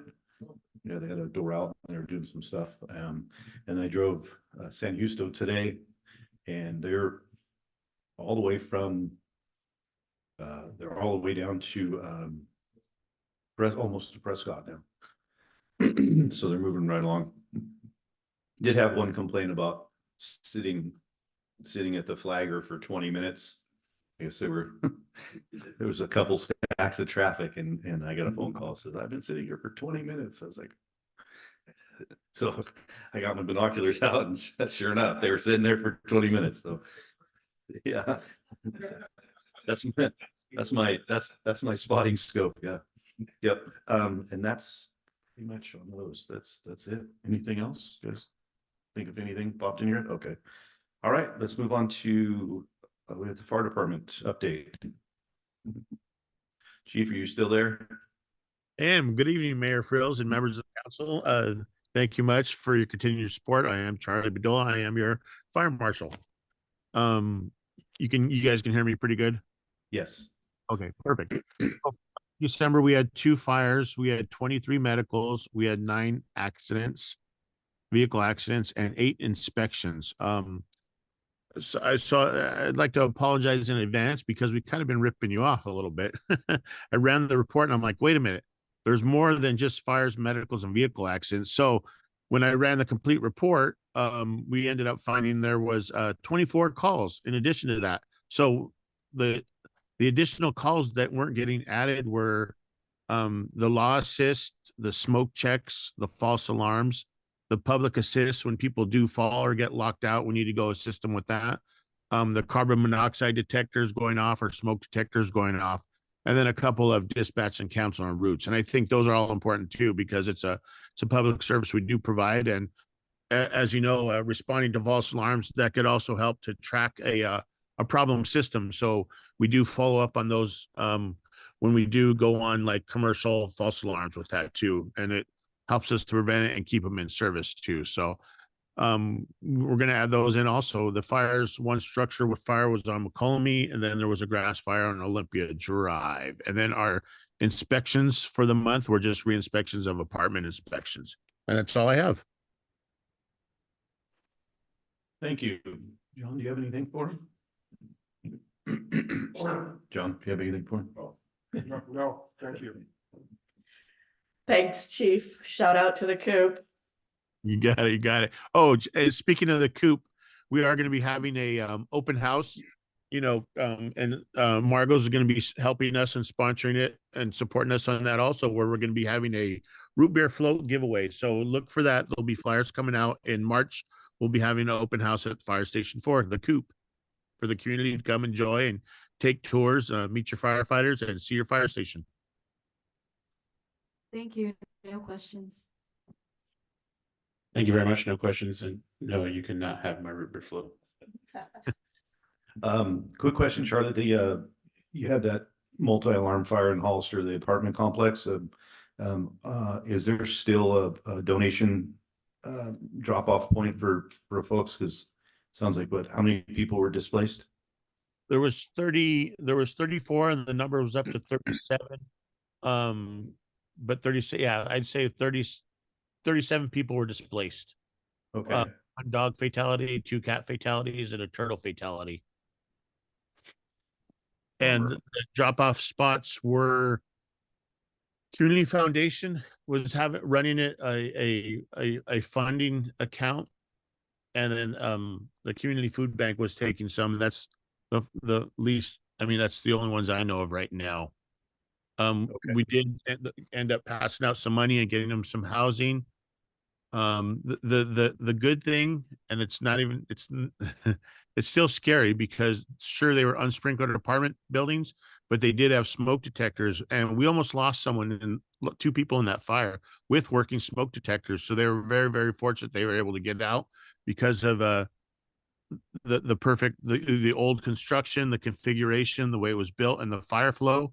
That fire just ran with the wind blowing. It ran fast, and they were lucky. One of the residents sustained some injuries, and I don't know if she's still in the hospital, but they're very fortunate that they were able to get out because they could have very easily lost their lives in that. So working smoke detectors do save lives, and sprinklers do save lives too. Yes, they do. Liz, do we have any public questions or comments? No speaker cards or hands raised. Okay, any more questions, comments? Thanks, Chief. Appreciate it. Thank you much. Thank you much. Yep. Have a good night. Thank you. You too. Have a good night. Bye-bye. Okay, we're going to move down to the consent calendar, and Consent items E, F, and G are tabled to until next meeting. Those are the minutes. So we have A, B, C, D, and yeah, A, B, C, and D. Does anybody want to pull an item? Anything, Jackie? Full consent? Anything? Don't kick me, but I'd like to full C just to have a discussion about it. Okay. I feel like I should have just stuck to my guns and my normal habit and let you. Don't pull anything? Okay, Liz, do we have any public that might want to pull something? Seeing no hands raised or speaker cards. Okay. Do we have a motion to approve A, B, and D? I'll make a motion to approve consent agenda items A, B, and D. I'll second it.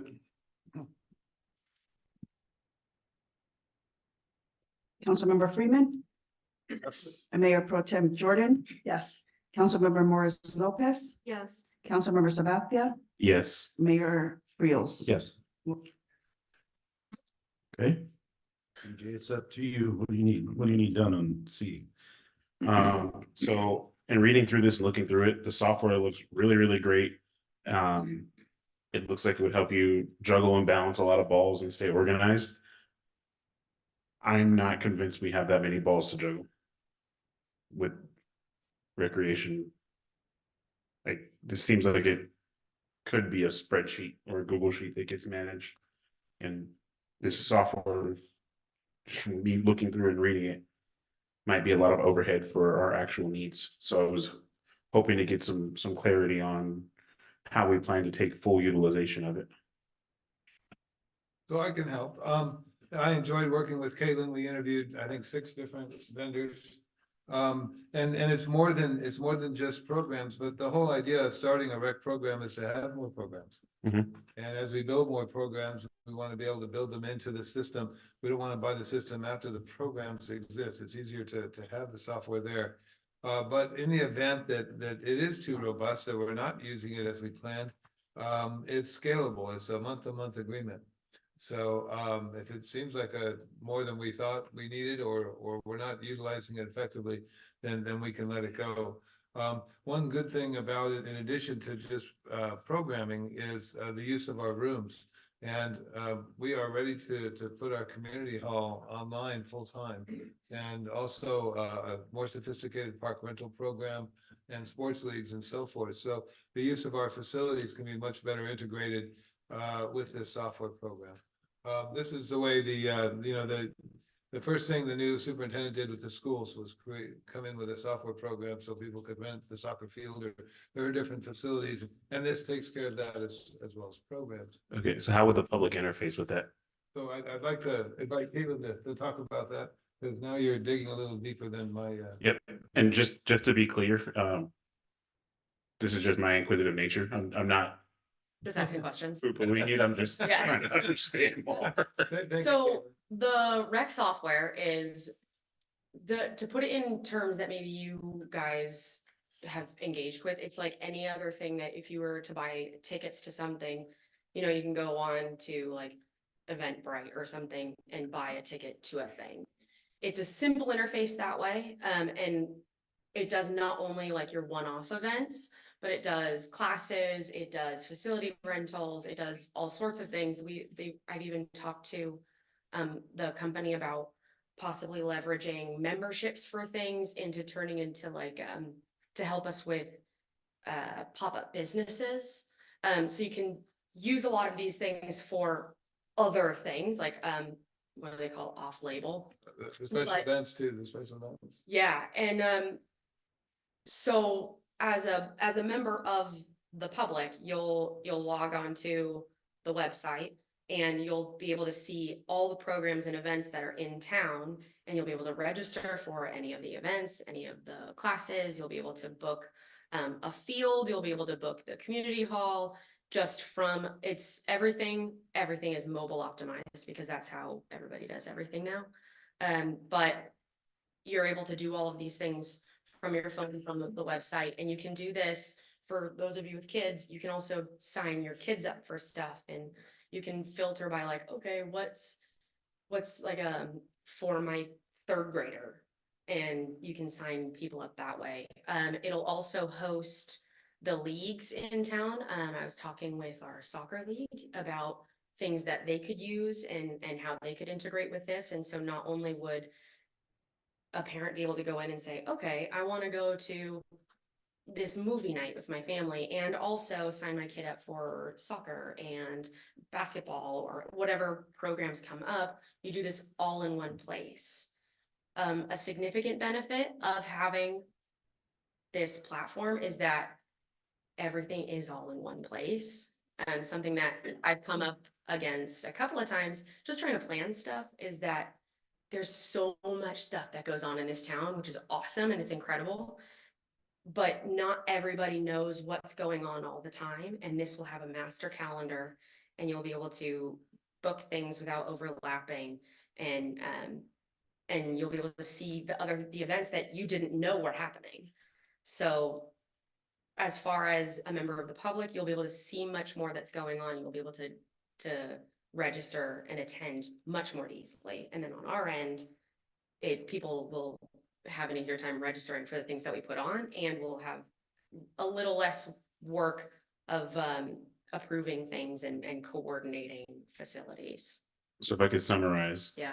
Our disconnected spider web of hearsay and paper and all that now gets to be this nice, organized. Yeah. Yeah, yes. Okay.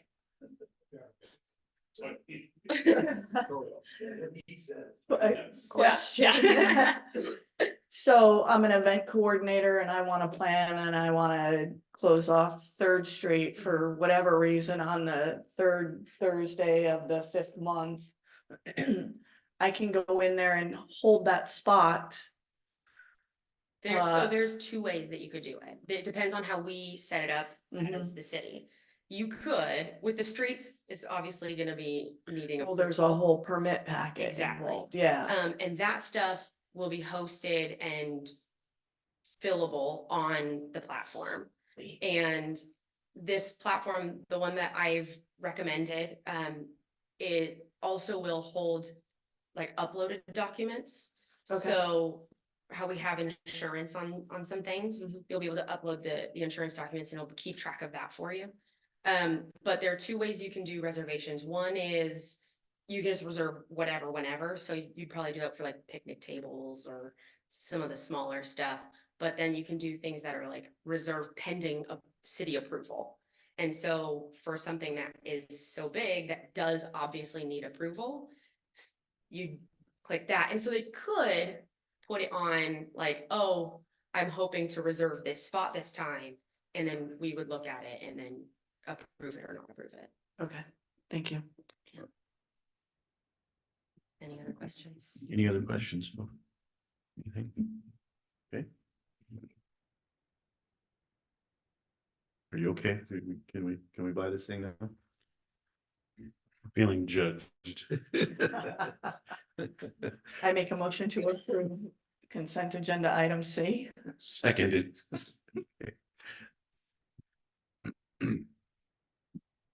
Councilmember Freeman, Yes. Mayor Pro Tem Jordan.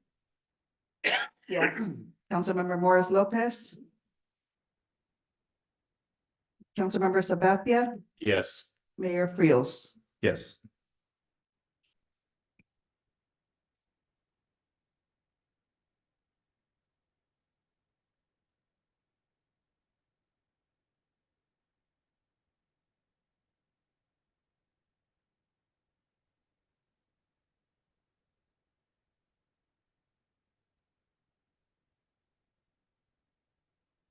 Thank you, Peter.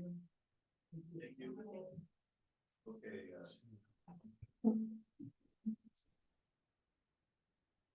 Action items, number 9, fiscal year 2022, 2023, audit presentation by Ryan Jolie. And approve a resolution accepting the San Juan Bautista municipal audit for the fiscal year 2022, 2023. So as we do, try and do every January, if not December. I wanted to introduce Ryan Jolly, who's an expert at the city's audit and of course supported with the dedication and help of our CPA Wendy Cummings. This has been a lot of work. I have made it challenging for both of them by changing softwares and accounting systems and numbers. So I wanted to thank them for their tireless efforts in bringing this forward to the council tonight. It came together remarkably in the past week or so, and I just wanted to applaud them both before Ryan gives us a report on the status of our audit. Thank you. Thank you. Are you able to hear me okay? Yes. Okay. Good evening, Mayor and members of the City Council. Thank you for having me here tonight. As mentioned, we're presenting the audit for the City of San Juan Bautista for the fiscal year ending June 30, 2023. I'll just go over a few highlights and then be available for any specific questions. Just beyond the table of contents is the independent auditor's report. This is where we issued an unqualified opinion once again stating that the city's books and records are in accordance with generally accepted accounting principles. And there was no new changes to this audit report from the prior year, so it looked familiar to the prior year. Getting into the body of the financial statements, I'll go to page 6, which is your general fund or the start of your governmental funds, and the general fund being the main major fund of the city. You'll notice that the city has a general fund balance of just under 3.5 million. And no new presentations, no new assets or new liabilities this year, no new GASBs to be presented or explained this year. On page 8 is the revenues and expenses. Overall, the city had a decrease in fund balance of 1.6 million, primarily due to some capital outlay projects of just under 1.9 million. That brought the fund balance down from 5.1 million to just, as I mentioned, just below 3.5 million. Following the general fund or the enterprise fund, water and sewer, starting on pages 10 and 11. These are operating as intended. On page 11, you'll notice the water fund had a net increase in fund balance of 40,000, and the sewer had a net increase in net position of 832,000. This was primarily due to some grant funds for the sewer project of 783,000, which are capital contributions to the sewer fund. On page 12 is the statement of cash flows. Overall, the cash increase between the enterprise funds of just under 128,000 for the year between water and sewer. Following that are the notes to the financial statements, and these give a more detailed explanation of the major asset and liability accounts of the city. No new footnotes this year to report on. The city is meeting its debt obligations. There's some detailed information on the fixed assets, lease receivables, and as I mentioned, the long-term debt. The city's making its required payments on the 2015 enterprise revenue bond. Getting into the back part of the financial statements are the non-major funds starting on page 32. And these are all these funds are operating as intended, so I don't have any specific remarks on those. And then lastly, at the end of the report is a separate auditor's opinion on the overall internal controls of the city. This is where we look at the significant transaction classes and look for significant deficiencies or material weaknesses. And we didn't identify any of those within those transaction classes.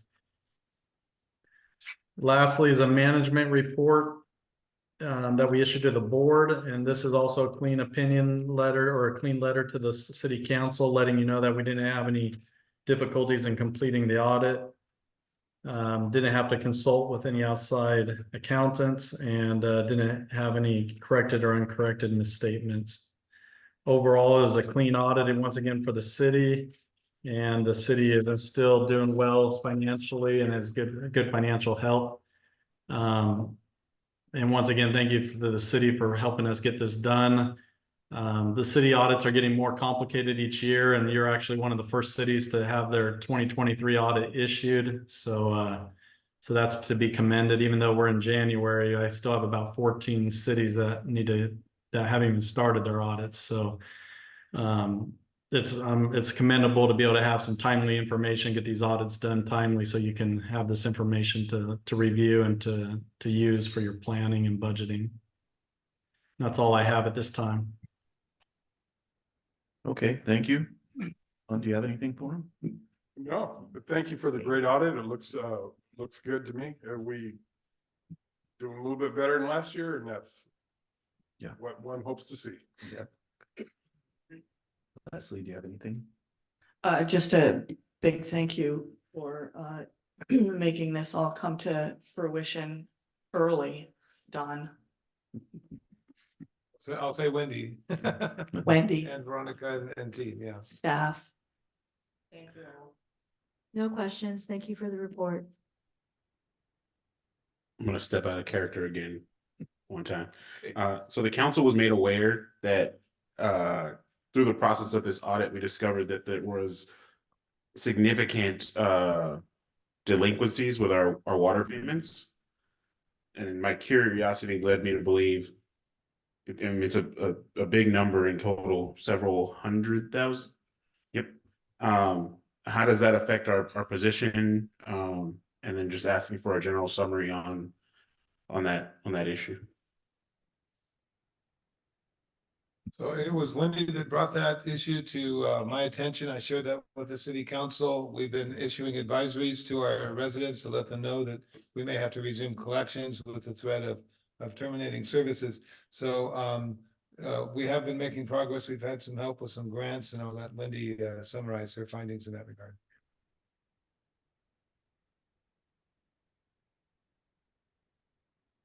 Oh, did you hear me, Wendy? Wendy? Oh, yeah, I didn't know if you said my name, but the city practices the policy of reserving for allowance for doubtful accounts for any of the accounts that are over 90 days, so that the financial statements are not materially misstated by these accounts that are in arrears. So to sum it up, it wouldn't have any impact on the numbers that you see on the financial report.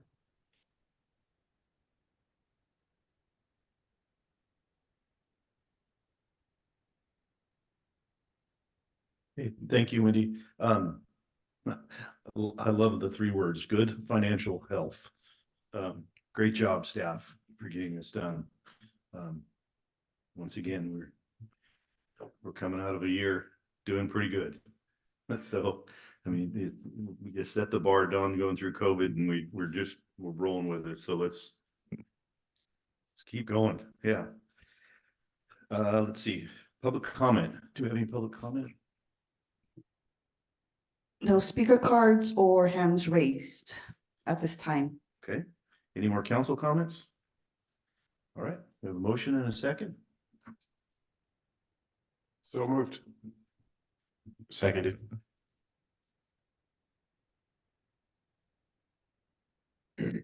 Councilmember Freeman, Yes. Mayor Pro Tem Jordan, Yes.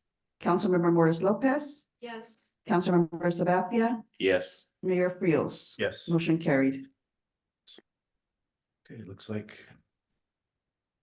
our last item. Yeah. Mayor selection of representatives, bless you, to committees, regional boards, etc. So I'll just start from the top here, and I pretty much made phone calls and texts and everything to everybody. I think we're all on the same page. So you ready, Liz? Okay. Labco, primary will be Leslie Jordan. And then EJ is the alternate. And something we need to learn a little bit about, we have Jackie down as the secondary. I'm not quite sure what that's not a thing. Okay. So she's not the alternate. She's not, and because EJ's the alternate. Okay. Right.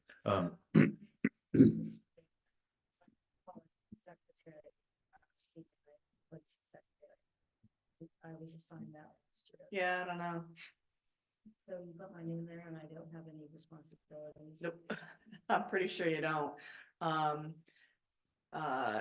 The city of Hollister and the city of San Juan Bautista do a alternate and we switch It's alternate or secondaries? alternates. So we don't get a second person every other year or something? I don't think there's a second for Hollister, no. No. Yeah, there was confusion on that last year, but yeah, no, because we have Supervisors. 2 supervisors and there is the 2 cities And Richard Bittencourt. and the public. Okay. And then there's a public alternate and a supervisor's alternate. They're alternates, not secondaries Okay. in this. Okay. Yeah, because EJ's an alternate. Yes. Yeah. Okay, good, thank you. AMBAG, John. You bet the primary, Leslie has the secondary or the alternate. COG, I'm going to stay as the primary, and Jackie, you'll be the alternate, and you're on next month, February. Secondary. Well, I think this term secondary is confusing. It would be an alternate. I don't know why that is up there. Water Resource Association, Leslie, and then John. West Nile, myself, and Jackie, you're an alternate. I've actually called and stuff on the West Nile, and they were super helpful. It's almost like they were posed by the phone as soon as it rang there. There wasn't even a half ring. He's like, hello. He was all excited. So integrated waste management, John, and then Jackie, I have a parenthesis depending on the schedule that meets quarterly at 10 a.m. Do you want to be the alternate on that? And John, it's quarterly? Still quarterly at 10 a.m. Okay, so do they give a date or do you have a calendar yet? No, okay. Well, I don't think he's gonna miss it, but just in case, we'll keep you there as alternate. Air pollution control thing it's been deleted. You still good with staying on CMAP? Yeah, I just want to know date and time. I think we have that. CMAP. Liz, do you have the CMAP date and times? Okay, You can just text her, you know. it just says monthly. No paper. Okay, intergovernmental, we'll keep the same 2. Jackie and Leslie, are you both okay with that? Yep. Ad hoc for committee for parking within the city.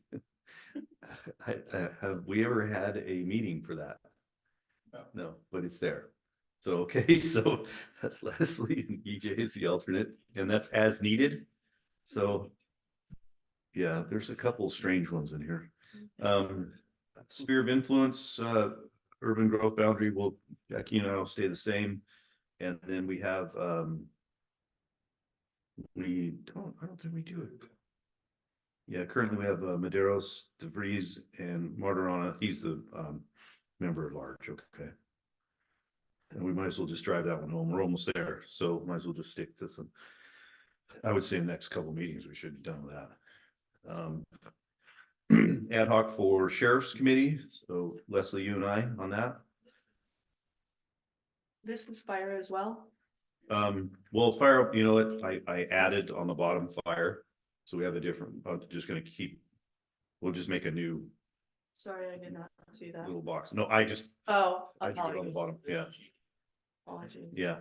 And then, and those meetings are quarterly, 4th Monday, it says, or as needed, so actually wouldn't mind having a meeting with the sheriff one of these days. Ad hoc committee for cannabis. You and I are on that. Okay. Yeah. No. Okay. Investment advice. Somebody's gonna have to help me with this. Don, investment advisory committee. I don't know, we have not met. Yeah. What was, you know what happened? Yeah, Just as a bit of background. We had a rather complicated investment strategy and Wendy can talk to this. Oh, she's gone to bed. Okay. Yeah, she gone. I went, when I first came on board, the acting city manager made a good decision, in my opinion, and recommended that we transfer our investments to the local agency investment fund. It's a single location, great interest return. We've been breaking records with our return on interest in that program, and it's super conservative at the same time. So we haven't had the demand that we used to have for an investment committee, because it's all in one place, secure, like every other city does. So is this gonna take some type of action item just to? Do we need, I mean, it doesn't sound like we need it. Or should we just keep it and then just in case?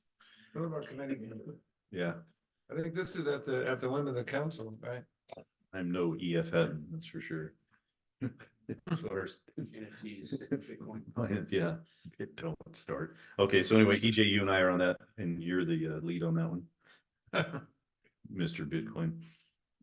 San Benito County Homeless Planning Group, Jackie, you want to stick on that? Monday, second Monday, monthly second Monday, 2 p.m. I think I'm gonna defer from that. Yeah. Okay, so we'll just put a little asterisk here and we can, um, okay, Right. I'll be your secondary. so Leslie. Did you get that one, Liz? Okay, awesome.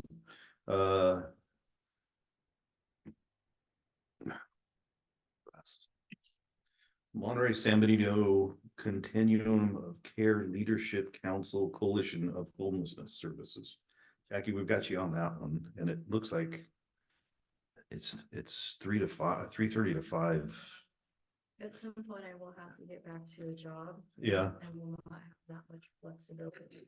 I'm in clinic, so I don't know what to do about that. Okay. You want to do the same? Yeah. Where do they meet? Where does that one meet? Monterey and San Benito. Have you been to that? Mm-mm. Okay. Well, I'm sure we'll figure that one out. We got a second sheet, so it tells us where everybody goes. It's in Monterey, isn't it? Don't they meet in Monterey? Do they do Zoom meetings? They probably do them meetings. Oh, well, you want to stay on it then, or We could figure it out. yeah, you guys tag team. Okay. Yeah, we'll just leave it for now, and if Jackie can't make it, I'm sure somebody can. Yeah. Yeah, it's not like it's a big giant subject for us so far. Central Coast Community Energy Board, John, you want to stay on that one? And then Jackie, do you want to be the alternate on that? It's once again, it's a quarterly second Wednesday at 10:30, okay? Okay, so, and then on the area agency on aging, I was really hoping to let Mary Edge do that. And Liz, we haven't had a chance to call them, have we, to see if it's, no, it's okay.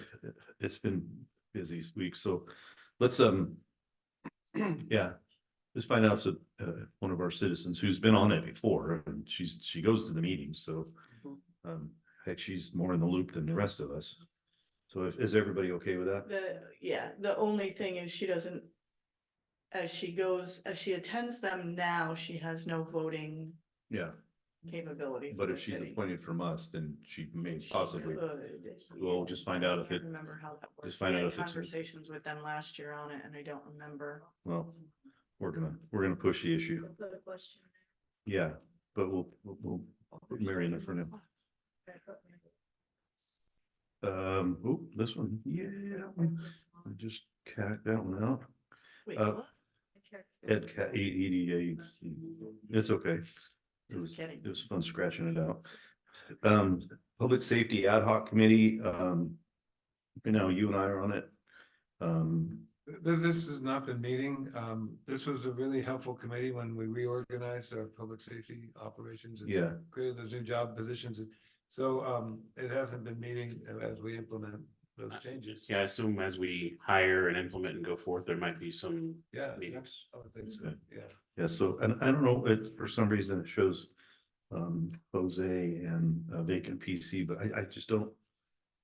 I can see a planning commissioner being on it, but I don't know if we really need a historic resource board member. Right, the vacancy was, the chair at the time was Yolanda Delgado, that's why we have the vacancy. Oh, that's right. And then we have Rachel at large, and we can always ask her if she'd like to stay with it, or we probably maybe fly it again. I thought that she had to apply again, and I think, she was offended Oh, and decided not to be on the committee. okay, well, then, So we can reopen it, maybe she's been a year. No part of it. It's been a year, so we don't want to make Rachel mad. yeah, I refuse to offend no, Sonia Ponce. no problem. That's why I- Yep, so we'll stick with that, and then as far as the maybe we can ask planning commissioners, we can have a planning commissioner on it. Because they do deal with health and safety. And then urban area water and wastewater master, Leslie, you and John want to stay on that one? I have both your names, okay. Awesome. And then fire district, it'll be you and myself Okay. for another year. And hopefully we keep our fingers crossed where that goes. Okay, Fire Advisory Council, that's what they call themselves. Yes. Is that what they're calling it? Fire advisory, okay. Fire Advisory. Okay. And then this is an action item. Do we have to approve those? No. Okay. I make a motion to keep the changes that the mayor presented. Oh, perfect. We have a second? I second that.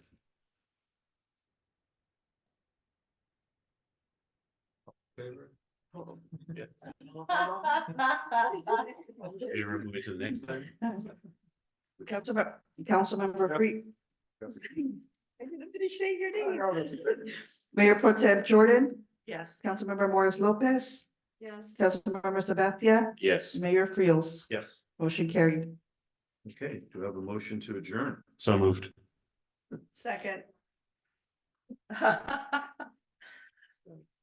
Okay, roll call and we're out. Councilmember Freeman, Mayor Pro Tem Jordan, Yes. Councilmember Morris Lopez. Yes. Councilmember Sabathia, Yes. Mayor Friels. Yes. And Thank- council, our next agenda will have, the last item will be future agenda items. Thank you. Awesome. Mike, thanks for staying. What's that? Oh, okay. Oh. That we can do. Jackie, tag, you're it.